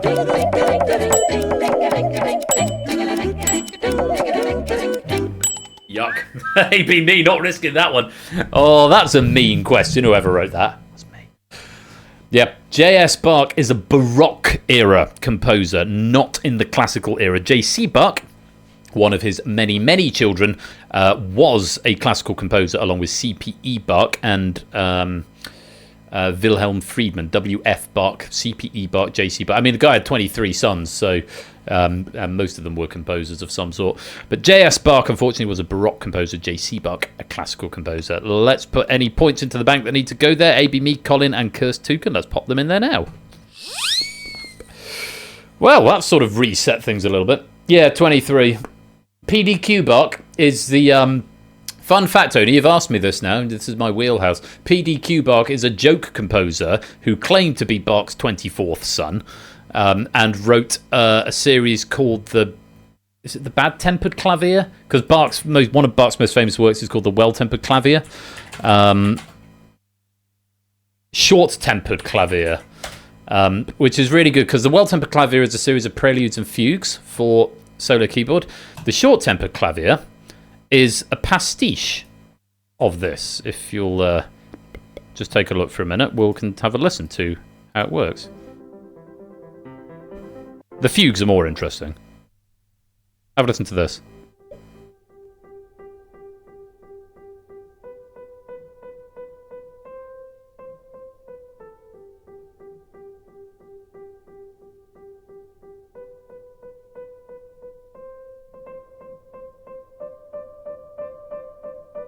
It is a bit of a trill.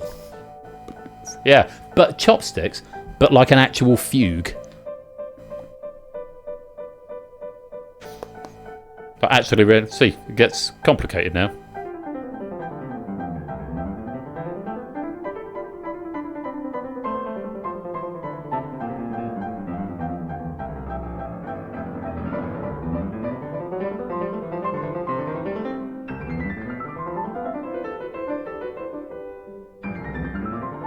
And musical spas. Anyway, that's enough of that. Sorry, Oni, you've set me off there. A musical joke. Was that a musical joke? Mozart did write a piece called A Musical Joke, which is a string quartet, I think, or a chamber piece. But yes, that was Mozart. Anyway, moving on. Next question. This or that, A or B, options are. String and horns. Sounds about right. Bow Street. Euston Road. Standard UK Monopoly, which is orange.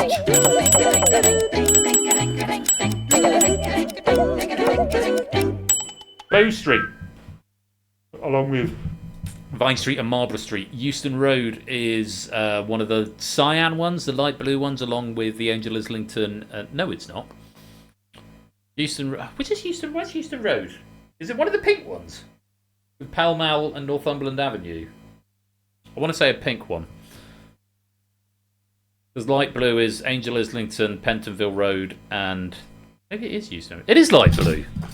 I was right first time. There we go. Well done if you got that. Oh, Clive!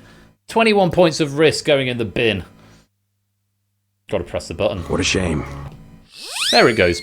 On we go. Next question. This or that, A or B options are. Still time to catch up. Don't worry. Triton. Titan. What is the largest moon of Neptune?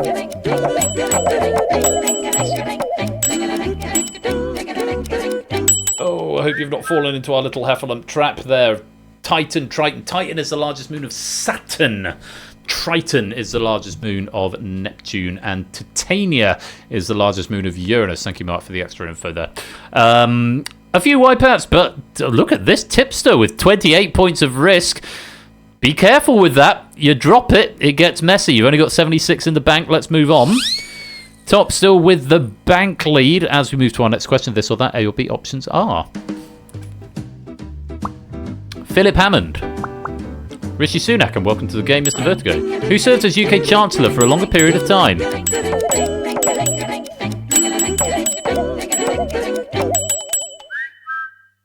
Tip continues the street. Yeah, Philip Hammond served under Prime Minister Theresa May. Rishi Sunak served under Boris Johnson. And then resigned, but wasn't the first to resign. It was Sajid Javid who was the first to resign. That would be a good quiz question one day. In the mass exodus of cabinet ministers from Boris Johnson's government, which cabinet minister was the first to resign? Most people would think it was Rishi Sunak because he later became Prime Minister, but it was actually Sajid Javid. Rishi Sunak was second by about 10 minutes. Zeus, Kola, Astrogali all putting 3 into the bank. Tipster has still got the risk lead, but let's put the points into the bank. We're approaching the halfway mark. I'll check the potential scores at that point. Top is still with the bank lead as we go on to the next question. This or that, A or B options are. Yes, the revolving doors of cabinet. Unbeatable. The tournament. As of November 2022, which game show has aired episodes?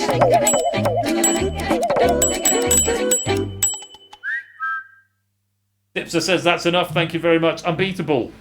90 something, I think. The tournament was only about 55. Yeah, Tipster saying nope, no more of that. 36 going into the bank. Let's see what that does to your bank score. Tip as we pop it in there. It's not enough for the top, but it is enough for second. And look at this: 1, 2, 3, 4. The top 4 have no risk, and it's 120, 112, 111, and 110. Oh, something just refreshed. It says players may now join the room with the code DJXZ. I hope you're still connected at this end. Don't refresh unless this question doesn't work. Fingers crossed. I just got a debug thing. Hopefully it's fine. Hopefully it's fine. Just a little sneeze somewhere and everything just does its reconnect thing. Let's see what happens as we go on. Mark has got 10 points of risk. Current risk leader, I think, along with Fluffy Bunny. Mark's got more behind. Still a long way to go because we're only not even at the halfway mark yet. Let's go on to the next question. This or that, A or B, options up. New Horizons. New Leaf. Which Animal Crossing game was released earlier? Okay, the apps are still working, that's good. It was New Leaf. New Horizons was the one that everyone made a big hoo-ha over. A couple of years back, everyone seemed to be playing it. A very recent one. New Leaf was... Crossing New Leaf. 2012. Whereas New Horizons was 2020. So there we go. Well done. If you got some points there. Fluffy Bunny's putting his 10 into the bank. Colin and JR putting their 3 in. Let's bank those points. And reorder the board. We are halfway through. Mark has got 15 points of risk, which means he's potentially in exactly the same place he's in now. But of course, his risk is going to grow much faster than everyone else's. That's the current risk leaderboard. Mark with 15. Clive and Mr. Vertigo with 6. And that's the current bank order, which is what is going to count at the end of the game. Topper hanging on to that lead as we go on to the second half of this pack, or this round, I should say. Question number 16. This or that, A or B, options are. Guy. Bad. Which word is used more often in the Billie Eilish song, Bad Guy? I think it's Guy. It is. Because you've got... So I'm the rough guy, like it really tough guy. Just I'm so tough guy, I'm a tough guy. I'm the bad type, make your girlfriend mad type, make you might seduce your dad type, make your mama sad type. I'm the bad guy. Duh. Hey! Do-do-do-do-do.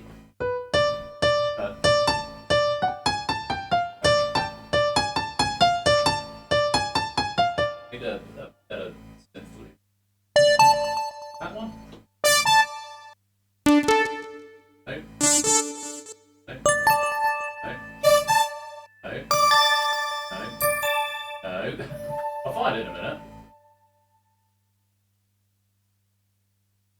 I was going to try the lead again.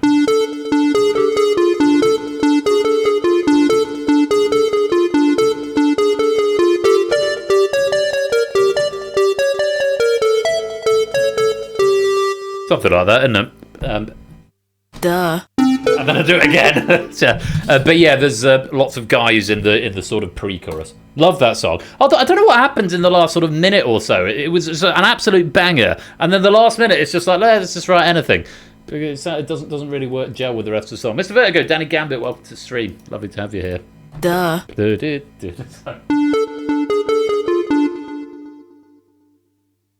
Oh, that's good news. Right. Anyway, Mr. Vertigo's put 6 in the bank. Let's put it there now. And move on to the next question. 17, I think. This or that. A or B. Options are. Flickit Underpass. Ticklecock Bridge. Which is in Yorkshire.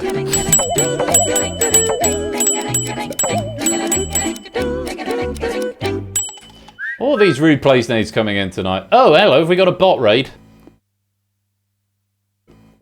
This viewer's already here. Yeah, indeed, CJ Bings. Goodbye, bots. Thank you, Ash, for dealing with that. Ticklecock Bridge is in Yorkshire.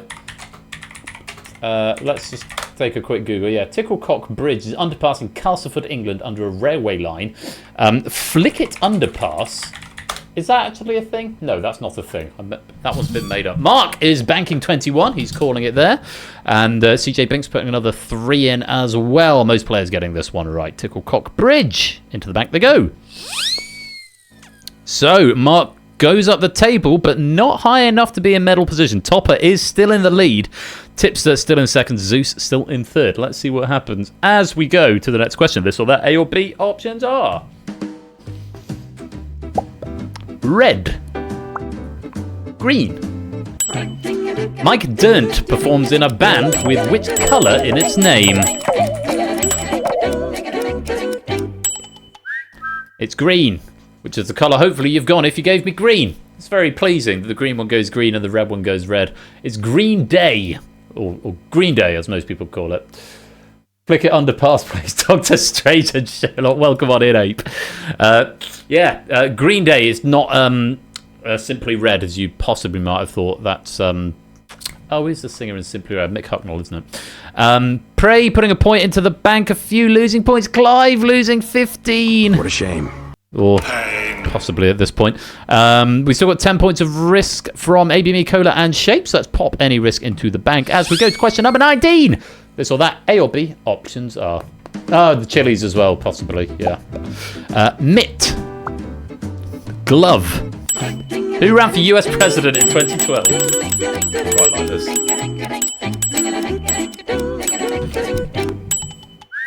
Mitt Romney. Of course it was, yeah. It wasn't Thomas Glove or anything like that. Nice to see an almost full sea of green apart from Nando, who's AFK, and Zeus, for reasons that may become clear a bit later on. Well done if you got that one. On we go. Question number 20. This or that, A or B, options are. Arsenal, more football. Chelsea, yeah, more football. Eduard Mendy played for which team?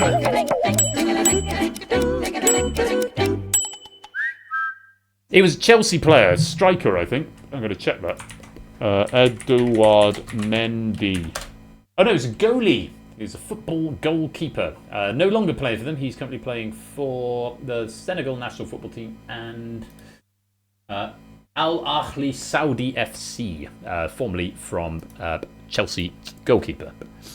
Question 20. But wait, there's more. Yes, sorry, yeah, Ape, we've got a double pack. I've merged 2 packs together, basically stress testing the software just to see if you can have as many questions as you like. And so far, it's been fine. It even updates the how many questions are in each round instructions at the beginning, which is very pleasing. Eduard Mendy played for Chelsea. Shapes losing 15 points. What a shame. And a few people putting points into the bank. Let's pop them in there now. Oh, and we have a new leader. Hang on. A new leader, AB Me with 125. Yes, you can write a pack with 500 questions. The template won't allow for it. You might have to do some manual work in JSON, but yes, in theory, it will allow that. Was that right? Oh, that 6, 7, 8 chord progression is so good. It's the Super Mario.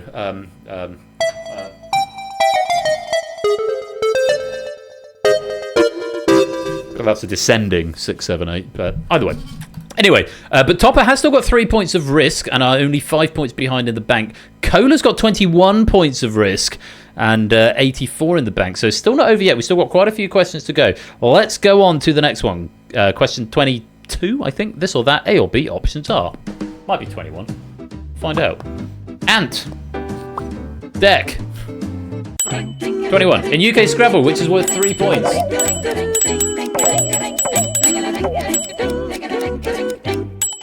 It's ant. I'm not sure if deck is a legal word in Scrabble, but even if it were, D is worth 3, as is C. I believe it was D worth 2. C is definitely worth 3, though, on its own, so that's definitely more than that. Ant. 1 point for each letter. Very well done. Oh, Sam! Wiping out 10 points of risk there, and Flyboy wiping out 3 as well. Bad luck. Let's put the points into the bank. Maybe me, still with that lead. And on to the next question. This is 22. That was the 21st question. This is the 22nd question. This or that, A or B options are. Fish. Bird. Classic face-off question. What type of animal is a Guianan cock of the rock?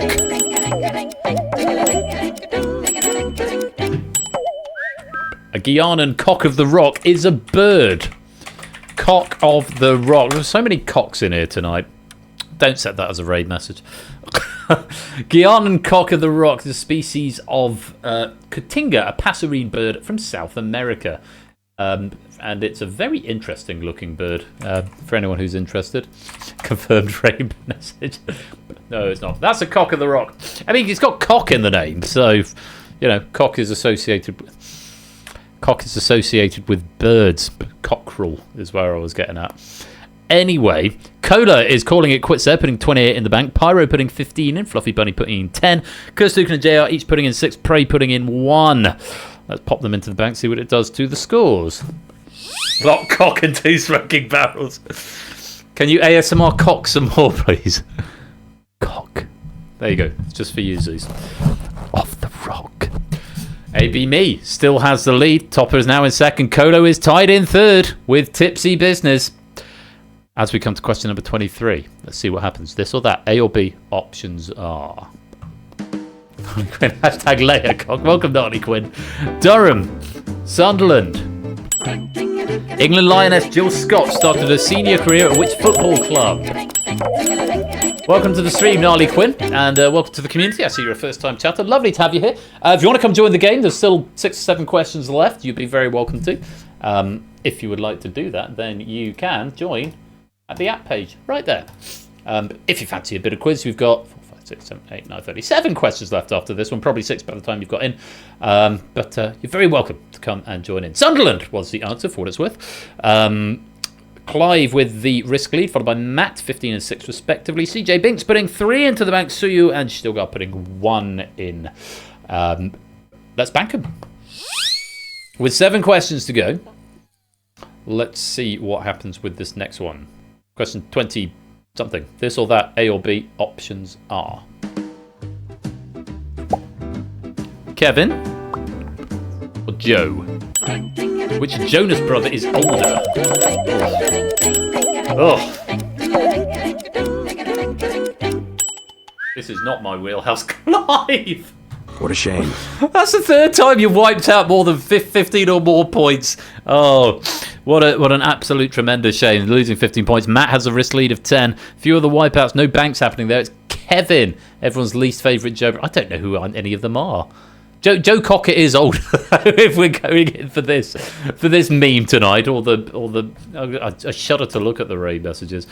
What are cocks? We just don't know. Game night after dark. Cock-a-leaky soup. Cock-a-quizzle quiz. Tickle cock bridge. Risky penis. Penis made up. This is not Wipeout. Please stop seducing my dad. Oh, that's a bad guy reference, isn't it? Anyway, let's put the points not into the bank because there's none to go in, and move on to the next question. This or that.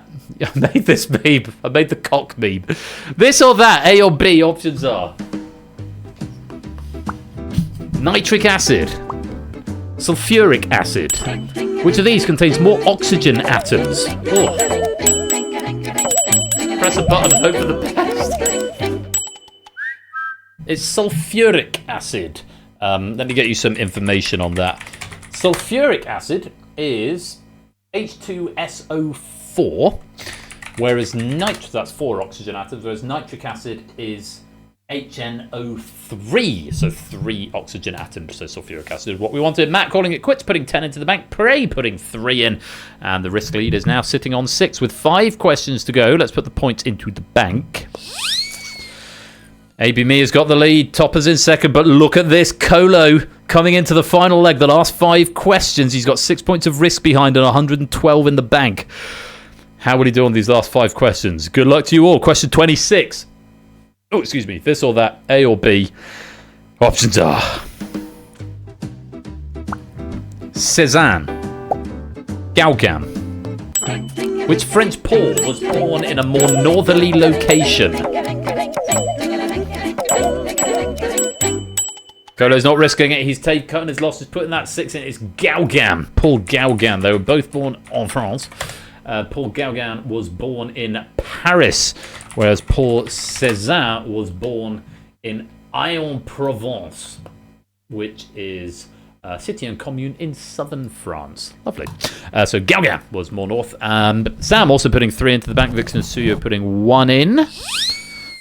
Colo's still in. Right, it's going to come down to these last 4 questions. AB Me's got the bank lead. Topper's 5 behind. Colo's 2 behind that.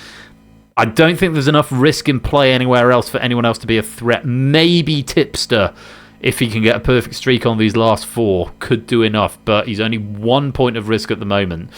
Flyboy, I don't think there's enough capital to get there, because what do you get to? You get to 6 and then 10, then 15, then 21. I don't think there's enough there in the tank, so I think it's coming down to these top 3, but the order is by no means set. It's AB Me's game to lose with 4 questions left. Let's go on to the next one. This or that, A or B. Options are. Money's on Clive. Let's take a look. Jackie, Weaver, which is a city in Alabama. I'm so happy those questions have come up in that order. Those answers have come up in that order. Lied by putting 3 in the bank. It's Weaver, Alabama. She has no authority. I need that on my soundboard. You have no authority here, Jackie Weaver. Jackie Weaver. Weaver is a city in Alabama. Stilgar takes the risk lead with 10. Flyboy putting 3 in. Let's dump the points into the bank. With 3 questions to go. ABME, Topper and Cola, nothing to separate them. Here's question 28. This or that, A or B. Options are argon, carbon dioxide. What is the 3rd most abundant gas in our atmosphere? Topper's sneezed. Colo takes the risk lead ahead of Topper in 2nd. That could be enough to get Colo 3rd. ABME is still there with 125, 128 potential. Argon, nitrogen, oxygen, argon, carbon dioxide is way, way down, despite the fact that's what trees breathe. Let's put any points into the bank. In fact, there's no points to go in. Just some wipeouts there from Stilgar losing 10. Let's look at the potential order with 2 questions to go. Oh, look at that. But ABME has still got that risk of 3. If he puts the 3 into the bank on the next question, he could force a tie. If ABME puts 3 in on the next question, then there's a tie potential for the gold medal. Because that'll be 128. Colo could end up on 128 as well. And if ABME gets the last one wrong... Oh! It's very exciting. And Topper's not out of this yet. Still 3 points available, though. Topper can't get 125. Could still get the silver, but it's going to be silver or bronze for Topper. As we go to question 29. This or that, A or B. Options are... Mac. Who is the knife? Cola's there. Topper's there. ABB is there. It's Mac the knife with a K. Clive, you've got the risk lead again. Sharing it with Matt this time. Mac the knife with a K. Oh, the shark, babe. Oh, the shark, babe, has such teeth, dear, and he shows them pearly white. Just a jackknife as old Mac Heath, babe, and he keeps it out of sight. When that shark bites with his teeth, dear, Scarlet, but that was always my go-to karaoke song. Cock the knife. Clive, welcome to the stream formally. I know you've been here a while, but it's the first time you've chatted. I don't want to share it. Let me have yours back. Well, CJ Banks putting 3 in the bank. With 1 question to go, it's very much ABME's to lose. A bank would give ABME 131 and a guaranteed win. If ABME gets it wrong and Cola gets it right, Cola could steal the victory. If both ABME and Cola get it right, Topper's going to take 2nd and Cola's going to take 3rd. Oh, it's very interesting, and there could still be a 3rd place tie if Cola gets it wrong and Tipster gets it right on 118. Is the hubris going to play in for ABB, or is he going to take his gold medal and be happy? The final question of the game. Question number 30. This or that, A or B. Options are... University Challenge, 15-1. Which has the highest ever score? Neither ABME nor Cola wanted to risk it. It's University Challenge. It's 500 and something, whereas 15-1, the maximum you can get. Oh, someone said it's 400 and something 3. Is it 433? 443? 443. It is 443.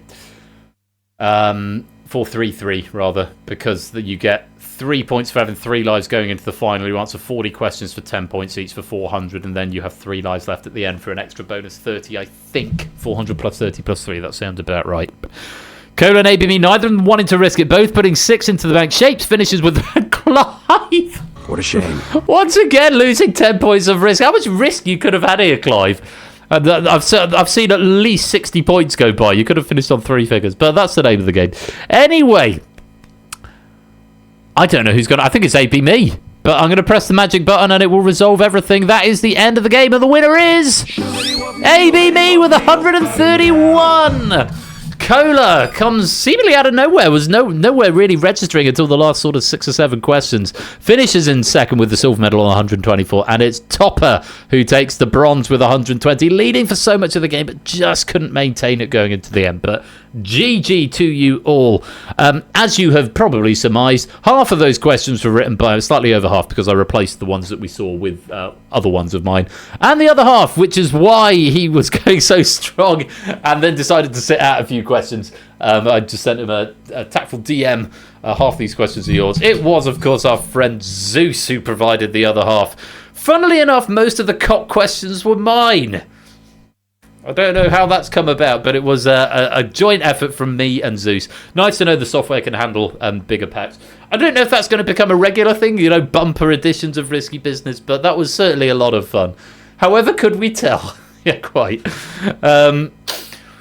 Yeah, that was a lot of fun. I enjoyed that a huge amount. I don't know if we're going to have regular double-length packs, but it was big fun. And a message from our sponsor, Matt the Ref.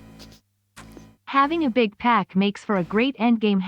# double entendre. # double entendre. Yeah, it does make for a great endgame. There's a lot of pressure on the end. It's a big stamina game, though, at that point, because it's... round 1 is quite... Round 2 ends up being a bit of a respite. Thank you for the 100 bits there, Matt. Day 4 of Risky Business and the contestants are getting restless. Could do that for the next charity stream. Just do like 36 hours of Risky Business. Oh, my God. Can you imagine that? Anyway, I'm going to roll credits, and I'll come back to Cam just to wrap up. But Topper taking the bronze, Cola taking the silver. Congratulations to AB Me taking the gold. And many thanks to Zeus, my co-writer for this double-length pack. Thanks all for playing. Enjoy the credits. I'll see you on the cam afterwards for the end of the night. And congratulations to AB Me. Shoobity whoopity oobity whoopity oo. Whoop shawong. Whoop shawody whoop. Whoop shawong. Whoop shawody whoop. Whoop shawong. Whoop shawody whoop. Whoop shawong. Whoop shawody whoop. Whoop shawong. Whoop shawody whoop. Whoop shawong. Whoop shawody whoop. Whoop shawong. Whoop shawody whoop. Shoobity whoopity oobity whoopity oo. Those were not the question writers. I'm grateful to those guys as well, but they didn't write these questions. My bad for not updating the credits.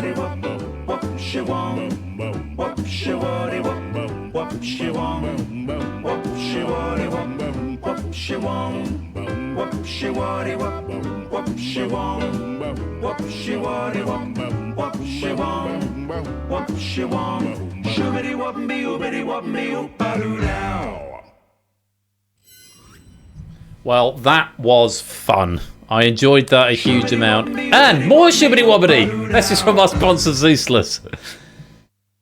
Banana, eggplant, hot dog, cucumber, baguette, bread, bone, corn, rocket bottle with popping cork. Happy birthday, Colo. Happy birthday, Colo Adida. Thank you for... Oh my God, Hudsus! I was just thinking about whether I was going to raid you. Is that me?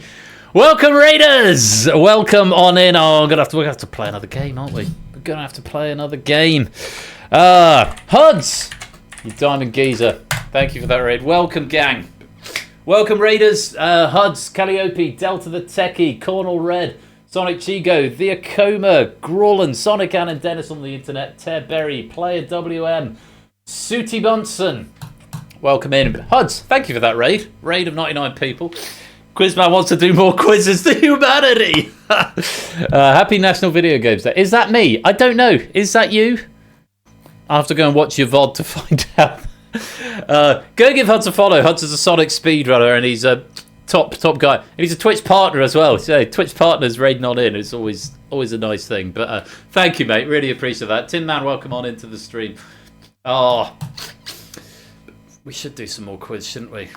It's I was about to do the close down. Today's been really fun. It's been really fun tonight, and I'm not going to get back into the message I did at the beginning, especially now there's just been a raid that wouldn't be proper, and you can go back and check the VOD if you want to watch it again. But seriously, thank you very much, everybody, for coming back tonight. I know it's been a couple of tricky streams for me, but it's lovely to be back. So I really appreciate you coming back and giving your support over here. And Huds, thank you very much for that raid. It's really appreciated. I would do spontaneous spotlight. The problem is it's got some bugs in it that I need to fix, and the bugs involve the penny bank. So if we do it, it's going to wipe the medal table from Spotlight, which is just a colossal pain in the arse, which I just haven't got around to fixing it. Otherwise, I would do Spotlight because there's new stuff in there. We were scheduled to play The Abyss tonight, and that's a good self-running game. You might need to give me 5 minutes just to find a pack, because I didn't prep one, but it won't take long. But I think Abyss would be really good. It is, if everyone's up for a bit of Abyss action, in which case I'll play some ads.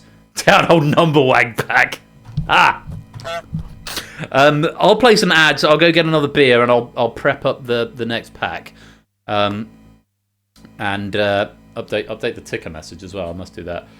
Go on then, let's play some Abyss. Spontaneous Retro Abyss. It is Throwback Thursday, so we're able to do that. Okay, when we come back after the break, Raiders, sorry that you've just raided into what is going into an ad break. If you're not subbed, you'll see ads, but if you want to play some quiz, that's going to be coming up in about 5 minutes' time. We won't start the game without you, so stick around, because we've got Retro Abyss coming up. You'll need the app, as Matt has just put the link into the chat for you there.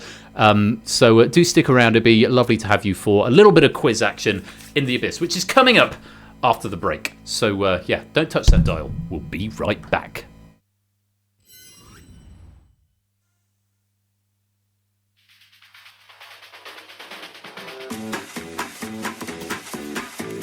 Just what do you expect after 25 years? Come on in, and make yourself at home.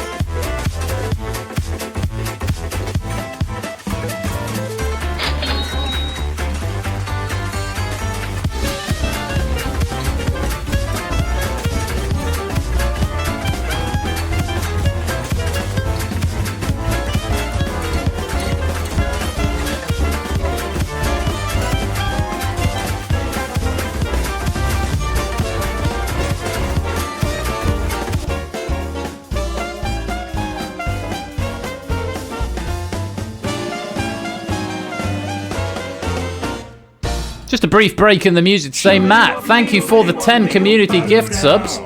And let me just go through some names. Hang on. Oh, bloody hell, there's more coming in. Andrew Mack, Kayubaka, Grawlin, Cornell Red, Jeff Keys, Varthin, Sonic Chigo, Compassion in Flames, Ridisu and Suyo getting a gift sub from Matt the Ref right there. Thank you, Matt, for your generosity. And G. Eisen's gifting a sub there to HUD601. HUDs, enjoy ad-free viewing for the next month. If you've just got one, refresh and the ads should go away. Hooray, thank you for the generosity. More music coming. I'm just picking out a pack, then getting a beer, and then we'll be back.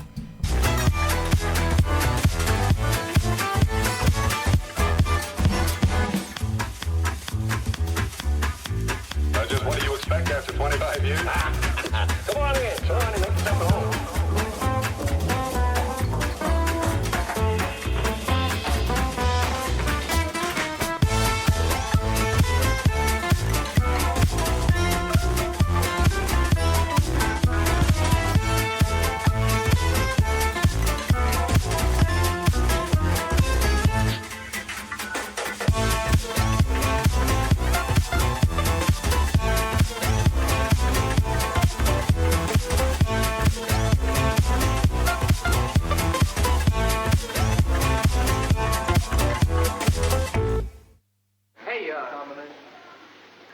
to hear something? That depends on what it is. Well, this is too good to keep.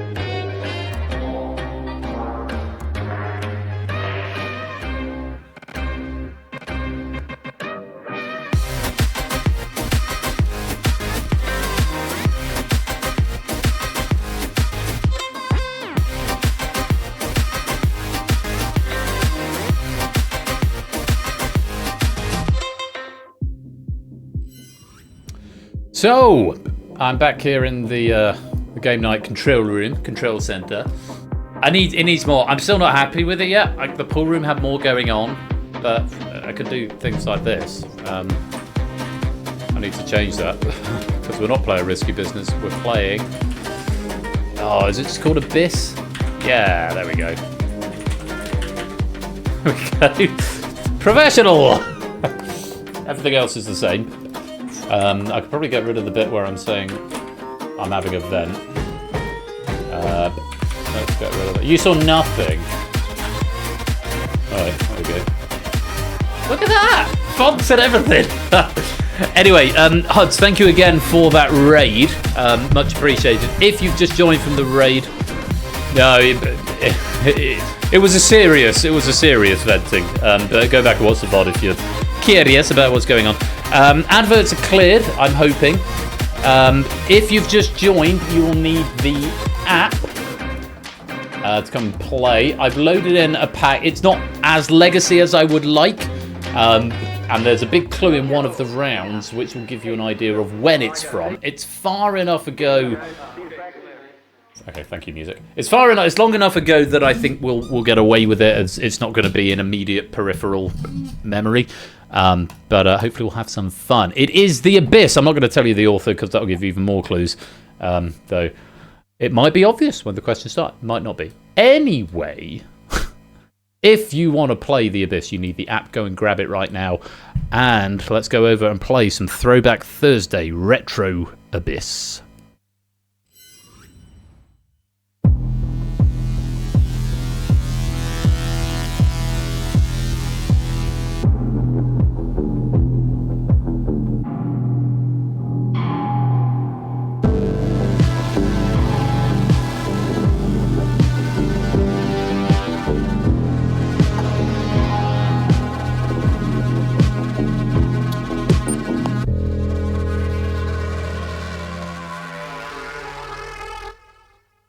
Welcome to The Abyss. And if you want to play XWMV, and it won't be Matt because we filled this lobby before, it's got a maximum of 40. Any more than that, and players can't join because there are only 40 places in the wings, as it were.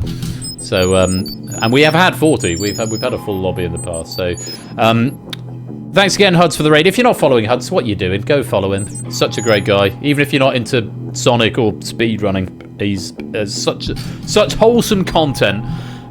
You could do a lot worse. So definitely go give Hud601 a follow. Hud, thank you for that raid once again. So come join if you want to play the Abyss.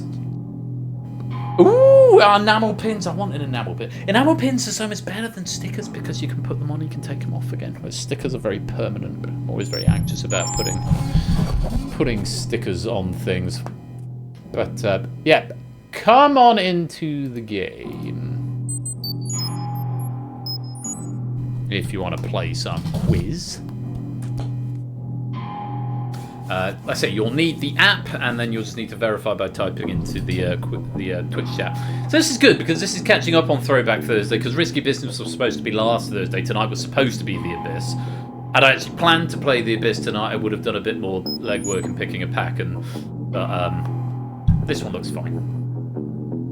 It'll be fine. So 1, 2, 3, 4, 5. 25 players in so far. It has got anytime entry, but. Join at the start for maximum quiz action. I'll give you another minute, during which time I'll... oh, it's in E minor.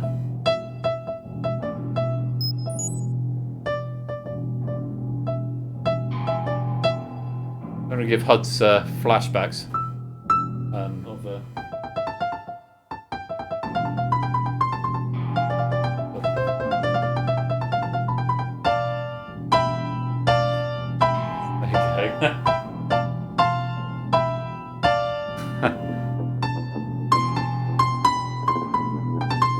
I love Zelda music too.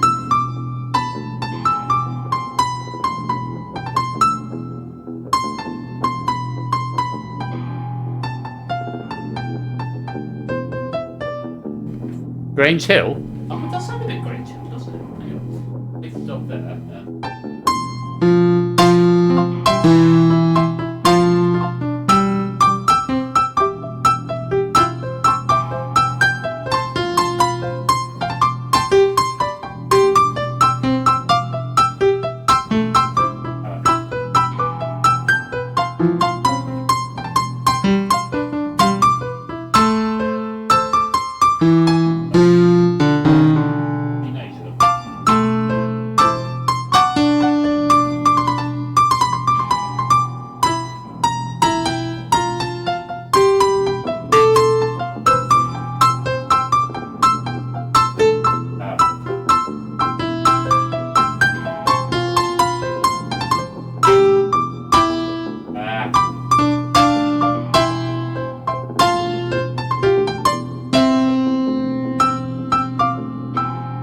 Grange Hill had such a banging theme tune. And yes, that is definitely almost certainly going to end up in the Music Quiz Live now. And yes, this is an opportunity to plug the Music Quiz Live, which is happening Saturday week, the 21st of September. If you like music and quizzes, or either one of them, come along, twitch.tv/Royal_Flush, Saturday the 21st of September for the Music Quiz Live, which is a music quiz, except I'm playing all the music live. So half the fun is trying to work out what I'm playing, as well as what the piece is. But yeah, come along for that. That'll be really good fun. Pyro, Suyu, Kuyabaka, and Kola, welcome to the stream. I know you've been here for a while, but I'm just catching up on message. Biker Grove don't work on the piano. Biker Grove, groove, Biker Grove. Yeah. Anyway, so need a piano request. Well, Music Quiz Live is as close as it gets. Right, that's enough time. Let's play The Abyss. Here are the rules. XWMV is the code if you want to come join later on. You're going to face 45 questions across 5 different categories. Use crossword clues to help you because spelling counts in this game. Oh, Nando, welcome back. You sort of disappeared in Risky Business. I hoped you were okay. Welcome back into the game. After 5 questions, 9 players will be selected to join the Abyss Arena. Inside the arena, wrong answers or abstentions cost you a life. Oh, nightmare! That is not what you want. Oh, I thought I had one then as well. But it was just the end of the loop. Welcome back. Hope you're okay. You were in third place for a long time despite being AFK. It was quite funny. 5 consecutive correct answers get you an extra life, up to a maximum of 3. If you exhaust your lives, you fall into the abyss and you're out of the game. A player from the wings will replace you. And the 9 players in the arena at the conclusion of question 40 go on to the final. Basically, answer the questions right. The more questions you answer right, the more chance you have of getting into the middle. If you're in the middle after 40 questions, you get to go to the final. I don't believe any of these questions, or any of these categories rather, require further explication. They should be easy to work out from the context of the first question. So, good luck to you all. Once I press the button again, the game begins and cannot be stopped. It auto-runs, which is nice because it means I'll just get to read questions. Although, this spaniel has once again moved into my spot, which is why I'm slightly over to the left on your screen. I'm having to lean over like this. Because if I move my chair over, I'm going to run my dog over, which I don't want to do. Oh, he's wagging his tail. You having a wag? Thump, thump, thump. Nice boy. Right, 40 questions. Good luck. Let's play. Starting with artists. Mona Lisa, circa 1503 to 1506, 825 or 25. In this category, all you need to do is identify the artist from the artwork. Really hoping for a sea of green here.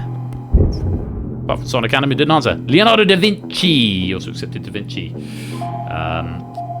Good start. Next category.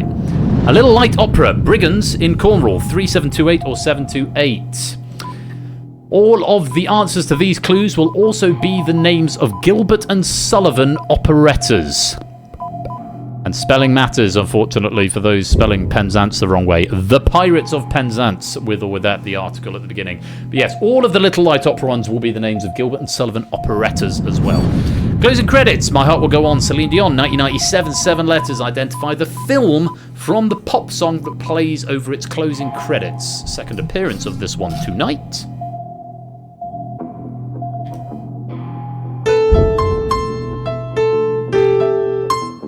Every night in my dreams. It's Titanic. The hot dogs go on, indeed they do. US states, Birmingham, Montgomery, 7 letters. Identify the state from the 3rd and 2nd most populous cities. Identify the state from the 3rd and 2nd most populous cities. So you're after the states, not the most populous. That is the state of Alabama. The largest city there being Huntsville. Season 11, give you a clue when this pack came from. The interactive umbrella show broadcast at twitch.tv/Royd_Flush that is currently in its 11th season. It's not, it's in its 15th. Out of date questions are out of date. 4-5. This is game night. So all of those questions in the season 11 category will have something to do with the number 11. Fetz joining the Abyss Arena with a score of 4. Suyo coming to join us on a score of 3. Matt's in with a score of 3 as well. Colin coming to join us with 5. Clive coming to join us with 5. Hey, that rhymes. Literally on the screen. Literally. At least twice. Behind the head and once above. Who's that? Tactical Pissing. I think that's Oni coming to join us with 4. Hud's coming to join us with 3. Shapes coming to join us with 5. And finally, maybe me coming to join us with 4.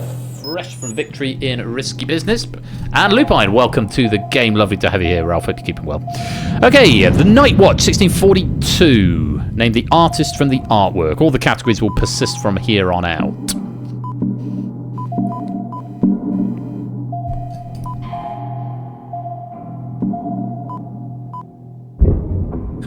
That would be Rembrandt. Rembrandt, who painted The Night Watch. The next. US states, Tampa, Miami, what? What is the state from these cities? That's the 3rd and 2nd most populous cities in the state of Florida. It's the first sea of green of the night. Very well done, everyone. The most populous city there is Jacksonville. On we go. Closing credits. Lose Yourself, Eminem, 2002, 1-4 or 5-4. Second appearance for this tonight as well. Yeah, Flow Rider, indeed so. He's joined us. Not a Cat and Lupine. Welcome to the stream, guys. Hope you're keeping well. Oh, not that one, Colin. It's 8 Mile. 8 Mile is what we wanted there. Yes, you better lose yourself in the music the moment you want it. You better never let it go. Another 11 question. Disgraced disciple who betrayed Jesus, leaving the total disciple count at 11. 5, 8, or 5?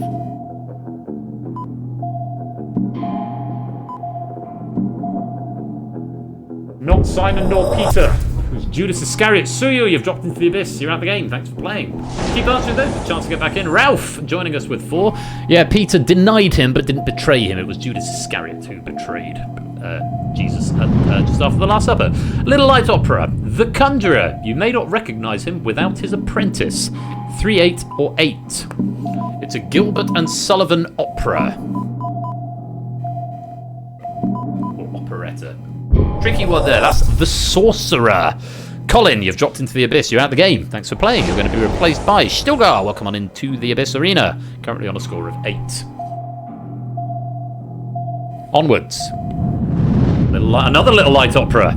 2006, Take That single, the first of their comeback. 8 letters.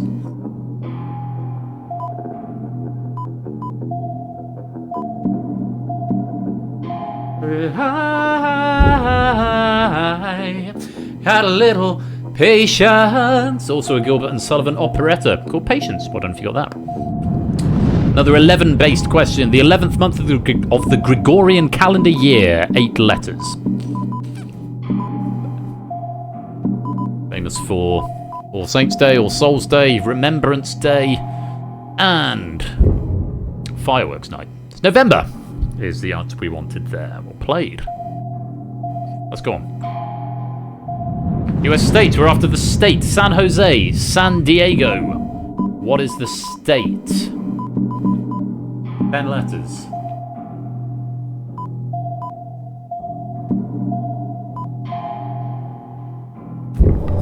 California. Matt, you've dropped into the abyss. You're out of the game. Thanks for playing. The largest city in California is Los Angeles. Ape, welcome on into the Abyss Arena. Currently on a score of 11 in the yellow chute. Closing credits. Everything I do it for you. Brian Adams, 1991. Specific required. 54627 or 627. Use those crossword clues to help you. Look into my eyes. Robin Hood, Prince of Thieves. Clive Fetz and Hudge, you dropped into the edition. You're out of the game. Replaced by Fluffy Bunny on a score of 13. Trooper on a score of 10. And the Quiz Hole on a score of 12.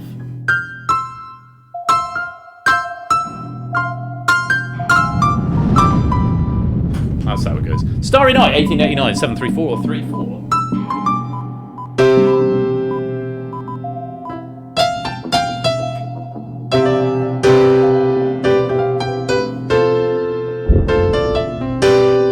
Vincent van Gogh is the answer to that one. Also famous for painting lots of flowers.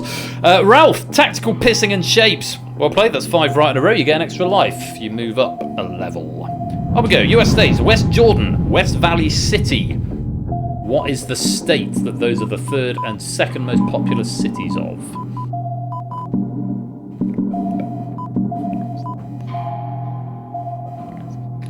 With 4 letters, it's the state of Utah. Salt Lake City, of course, being the most populous. Hello, my name is Elvis Smith. Over the Mormons. A little light opera, traditional Venetian oarsman, also the name of a Gilbert and Sullivan operetta. 310 or 10. Spelling will count, I'm afraid, for those of you who are close. Would have been phonetically plausible in any other game, but we're after the Gondoliers, spelt like that. Stilgar and AB Me, you've dropped into the abyss and get out of the game. Turskupen. AKA Turskuken. Fucking hell. Fuck me. Curse Tuken coming to join us on a score of 10. And Hutch is back for another go, also on 10. Get my teeth back in. Another 11 base question. The flag of Canada has an example of this with 11 points, 5 and 4.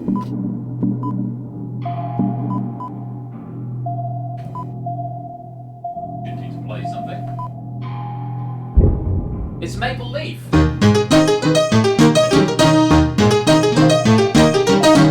Maple Leaf Rag by Scott Joplin. Artists, A Girl with a Watering Can, 1876, 13-6 or 6-7-6 or just 6.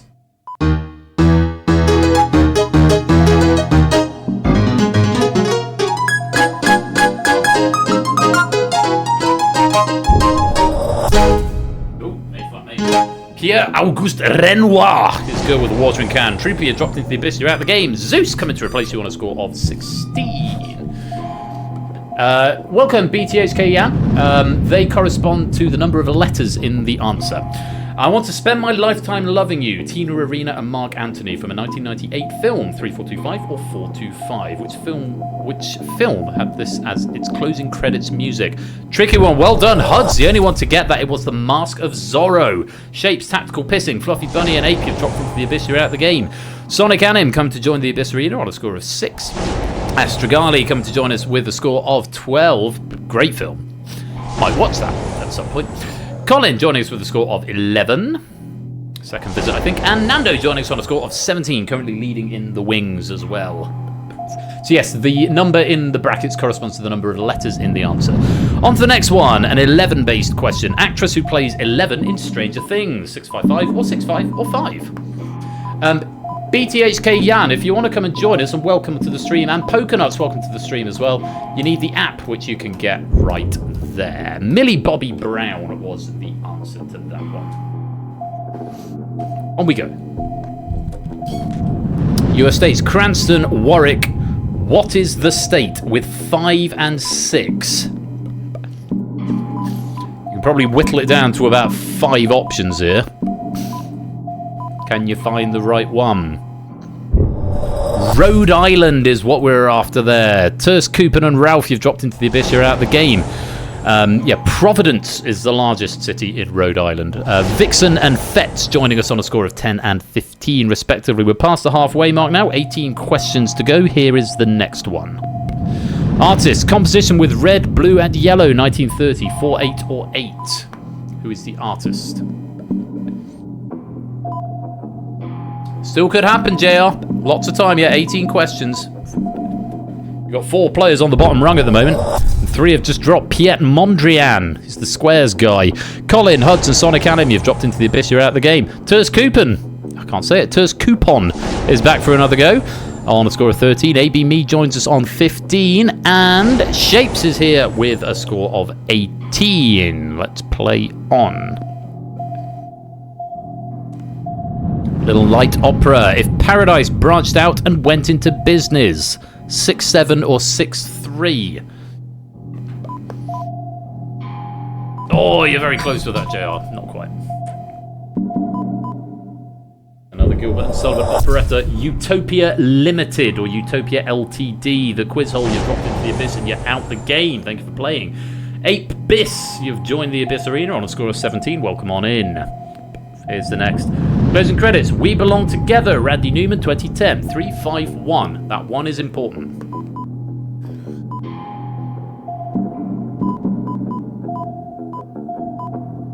Yep, 2 players have gone one either side. Toy Story 3 is what we wanted. Vixen and Nando, you've dropped into the abyss and out of the game. One isn't one. It is not. Tactical Pissing coming for a second attempt on a score of 18. And Vertigo on 15. Maybe I should start ending streams with a song at the piano we could all join in with. Another opera question, which I'm sure you're delighted about. Welcome on in, Jan. Bodyguard of a British Monarch, 36235 or 6235. It's also a Gilbert and Sullivan opera. Oh, and it's plural, I'm afraid. It should be bodyguards. It's yeomen of the guard. That's my bad. Astragali getting that one right, but Fetzus and Turs Coupon dropping into the abyss and out the game. The quiz hole joining us on a score of 20. Hud's joining us for a third attempt on a score of 14. And Clive joining us again on a score of 17. On we go. Not a modern major. No, that was Pirates of Penzance. US states. What is the state? Dallas, San Antonio. What is the state with 5 letters?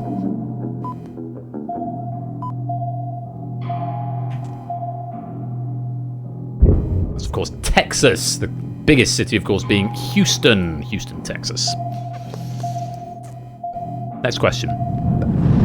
Back in time, Huey Lewis in the News, 1985, 4236. Which film was this on the closing credits for? Not the best Huey Lewis in the News song from that film. Don't need money, don't need fame. Back to the Future is the answer. Don't need no credit card to ride this train. Bad luck, Lupine. Bad luck, Huds. On the 11th day of Christmas, my true love gave to me 11 of these. 6, 6, or 6. I appreciate it's not Christmas. But use the crossword clues. It's Piper's piping. Maybe me, you've dropped into the abyss. You're out of the game. Zeus coming in for another go. Currently on a score of 23. Joint leader in the wings, along with the quiz hole. Also on 23. Also in the abyss arena. Artist, The Temptation of St. Anthony, 1946. 8, 4, or 4. Who is the artist? With or without the acute accent is fine. Salvador Dali. It's the one with the giraffes and the cross. Vertigo, Shapes, Astrogali, and Huds. You've dropped into the abyss. You're out of the game. Thanks for playing. With 10 questions to go, Flyboy comes to join us on a score of 15. Nando comes back for a second attempt on a score of 21. Matt's coming for another go on a score of 13. And CJ Binks coming into the abyss arena on a score of 15. Final 10 questions. Last quarter of the main game. See how we do. US states, Green Bay, Madison. What is the state? They are the third and second most populous cities in this state. The state has 9 letters. We are after the state here, not the most populous city. The state in question here is, of course, Wisconsin, with Milwaukee being the most populous city there. Tactical pissing, well played. 5 right in a row. You're back up to the top flight on a score of 23. Nicely done. 9 questions left. Another 11-based question. 1959 film, the first to win 11 Academy Awards. 6 or 3-3. This is the second time that I've mentioned 11 Academy Awards tonight. Weird coincidence. Huds, I love how you think that Top Gun came out in 1959. No, Ben-Hur was the answer. Quizhole, you've dropped into the abyss and you're out of the game. Thanks for playing. Vixen come to join us on a score of 14. You weren't the only one who thought it was Top Gun. Someone else did as well, but... Opera. Gilbert and Sullivan Opera shares its name with this description. Though not very old in this instance, nor from York, he had 10,000 men. Parse that clue carefully. A lot of you very close, but it's the Grand Duke that we wanted. Matt and 8bis, you've dropped into the abyss and you're out the game. Thanks for playing. Fluffy Bunny coming for another go on a score of 21. And Ralph coming in also on a score of 21. 7 questions left in this game. Let's take a look at the next. Closing credits. Eye to Eye by Tevin Campbell, 1995. 1, 5, and 5. Again, the 1 is important. They're not musicals, they're operas. Or operettas. That's a Goofy movie! CJ Biggs and Zeus, you dropped into the abyss and you're out of the game. Thanks for playing. Yeah! Vertigo and Huds! Huds coming back again! I didn't even know you were out at that point. Huds on 16, Vertigo on 19. 6 questions left. Artist, Judith beheading Holophanes. Sometime between 1598 and 1599. Who is the artist with 10 letters? I always thought it was pronounced Holofernes, and then our friend Claire corrected me in an OQL game. But yeah, Holophanes. It's Caravaggio. Clive and Flyboy, you've dropped into the abyss. You're out of the game. Thanks for playing. JR, your time has come! With only 5 questions to go. Can you stay there till the final? We'll find out. Astrogali joining us for 20. JR on 17. Sterhoff-Mansion. Seems to work. What's the state that these cities are in? Bowling Green and Lexington. 8 letters. We're after the state, not the biggest city.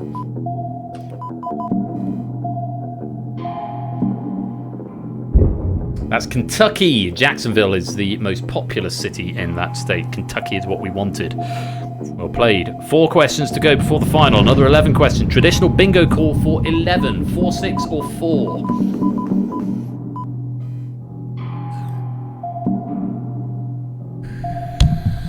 There's another Gilbert and Sullivan one coming before the final, though. It's Legs 11. Would also have just accepted Legs on its own. Shapes with the lead in the wings, not currently in the Abyss Arena.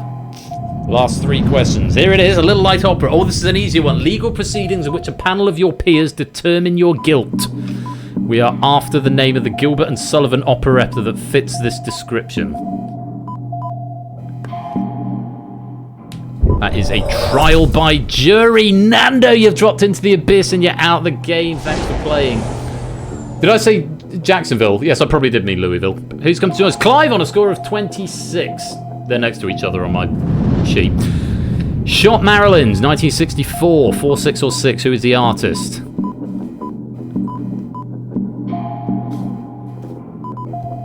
The only other Gilbert Sullivan one I know. That's, of course, Andy Warhol with one question to go, and almost everyone is on the bottom rung. Ralph and Clive safely into the final. It's going to come down to this. Closing credits, picture review by Boyzone, 1997, 43885, or 4 or 24. If you get this right and you're in the Abyss Arena, you are in the final.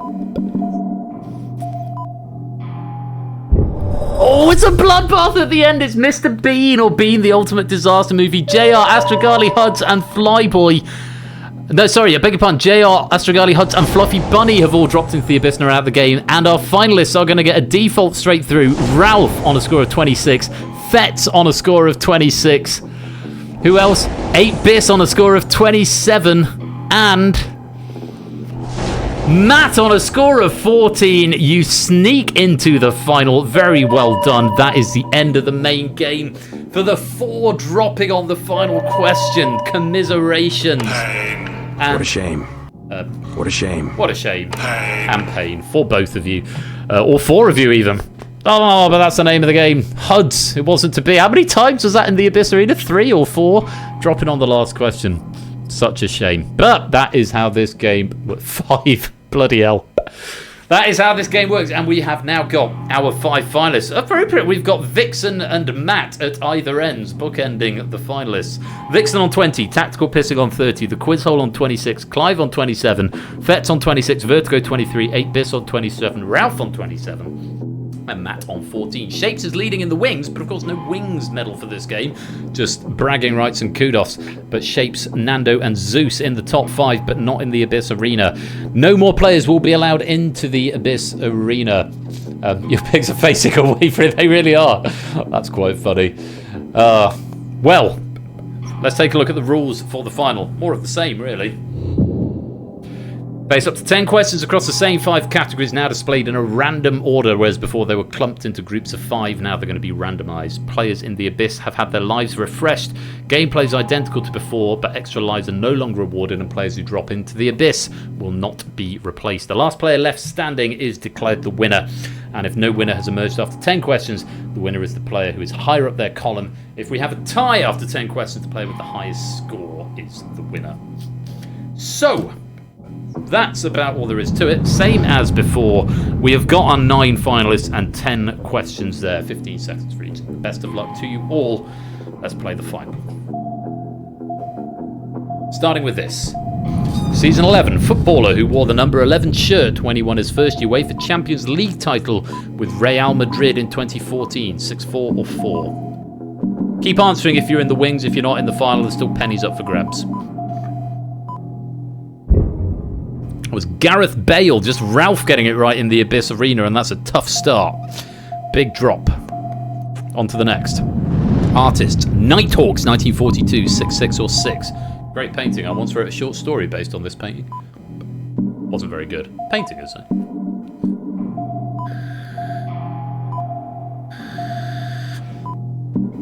That'd be Edward Hopper. Edward Hopper. That's the answer we're after there.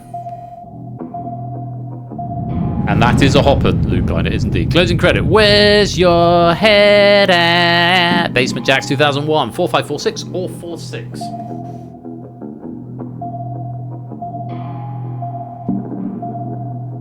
Tricky question. Lara Croft Tomb Raider. Matt, the only one in the abyss. Matt, the only one to get it right. Full stop. Quiz Hole, Fetch, and Tactical Pissing. You dropped into the abyss and you're out of the game. 7 questions left. US states. Bellevue, Lincoln. What is the state?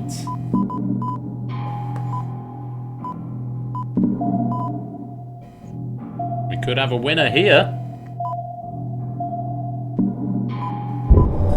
We don't. It's Nebraska. But Vertigo, Vixen and Matt have dropped into the... Vixen and Matt dropping it at the same time. That's kind of cute. 6 questions left. Nebraska was the answer. Omaha, the largest city in that state. A little light opera. Pick up sticks game originating in Europe. 3, 6, or 6.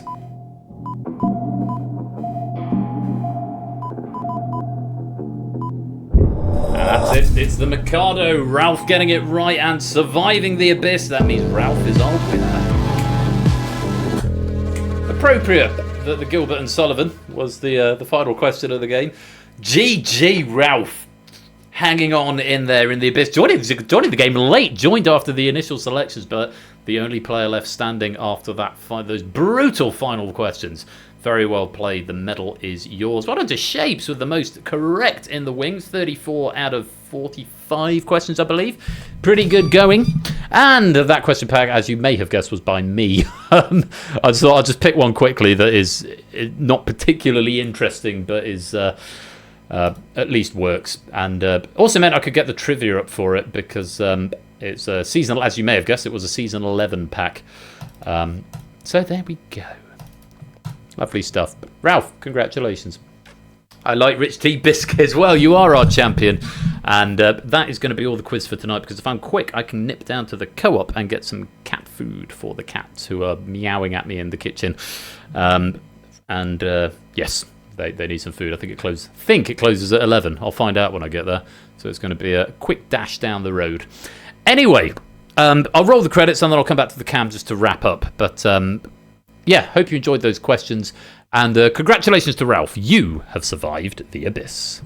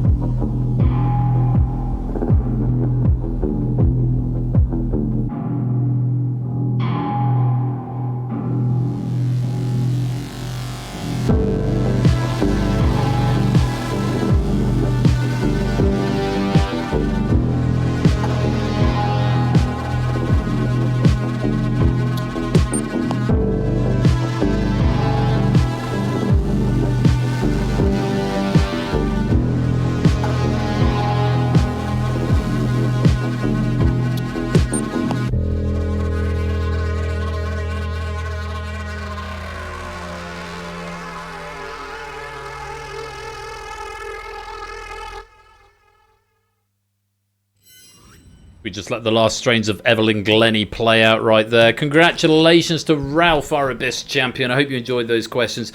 I feel back on the horse. Thank you, everyone, for bearing with me over these last couple of weeks. It's been a tough time. Oh yeah, I've got a new control center. I'm still not happy with it yet, but thanks for the kind words. We're going to raid a couple of options. We could raid Flage. I regularly raid Flage. We've got Dave Liquid Lizard, who I have not raided in a long time, if ever, who's doing Jackbox stuff. He's a really good guy. He's a 3D model artist. Really nice guy. I think I met him through Quizzy Dan. But he's worthy of a raid target, but we've got a bit of audience tonight. So he's doing some Jackbox stuff, so you might be able to get involved in some more quiz over on his side. But really nice guy. So I'm going to pick a raid message, which are just coming in. Just before we do, let me tell you what's on Saturday. I'm going to be back. We've got a triple bill on Saturday. We've got Data Leak, Distinction, and Danger Zone. The 3 Ds coming up. Data Leak, Distinction, and Danger Zone. Really looking forward to that. Data Leak is by Quizzle, Distinction by Mr. Vertigo, and Danger Zone by Zeus. So please do come along for that. Would really appreciate your support, and yeah, it should be a great night.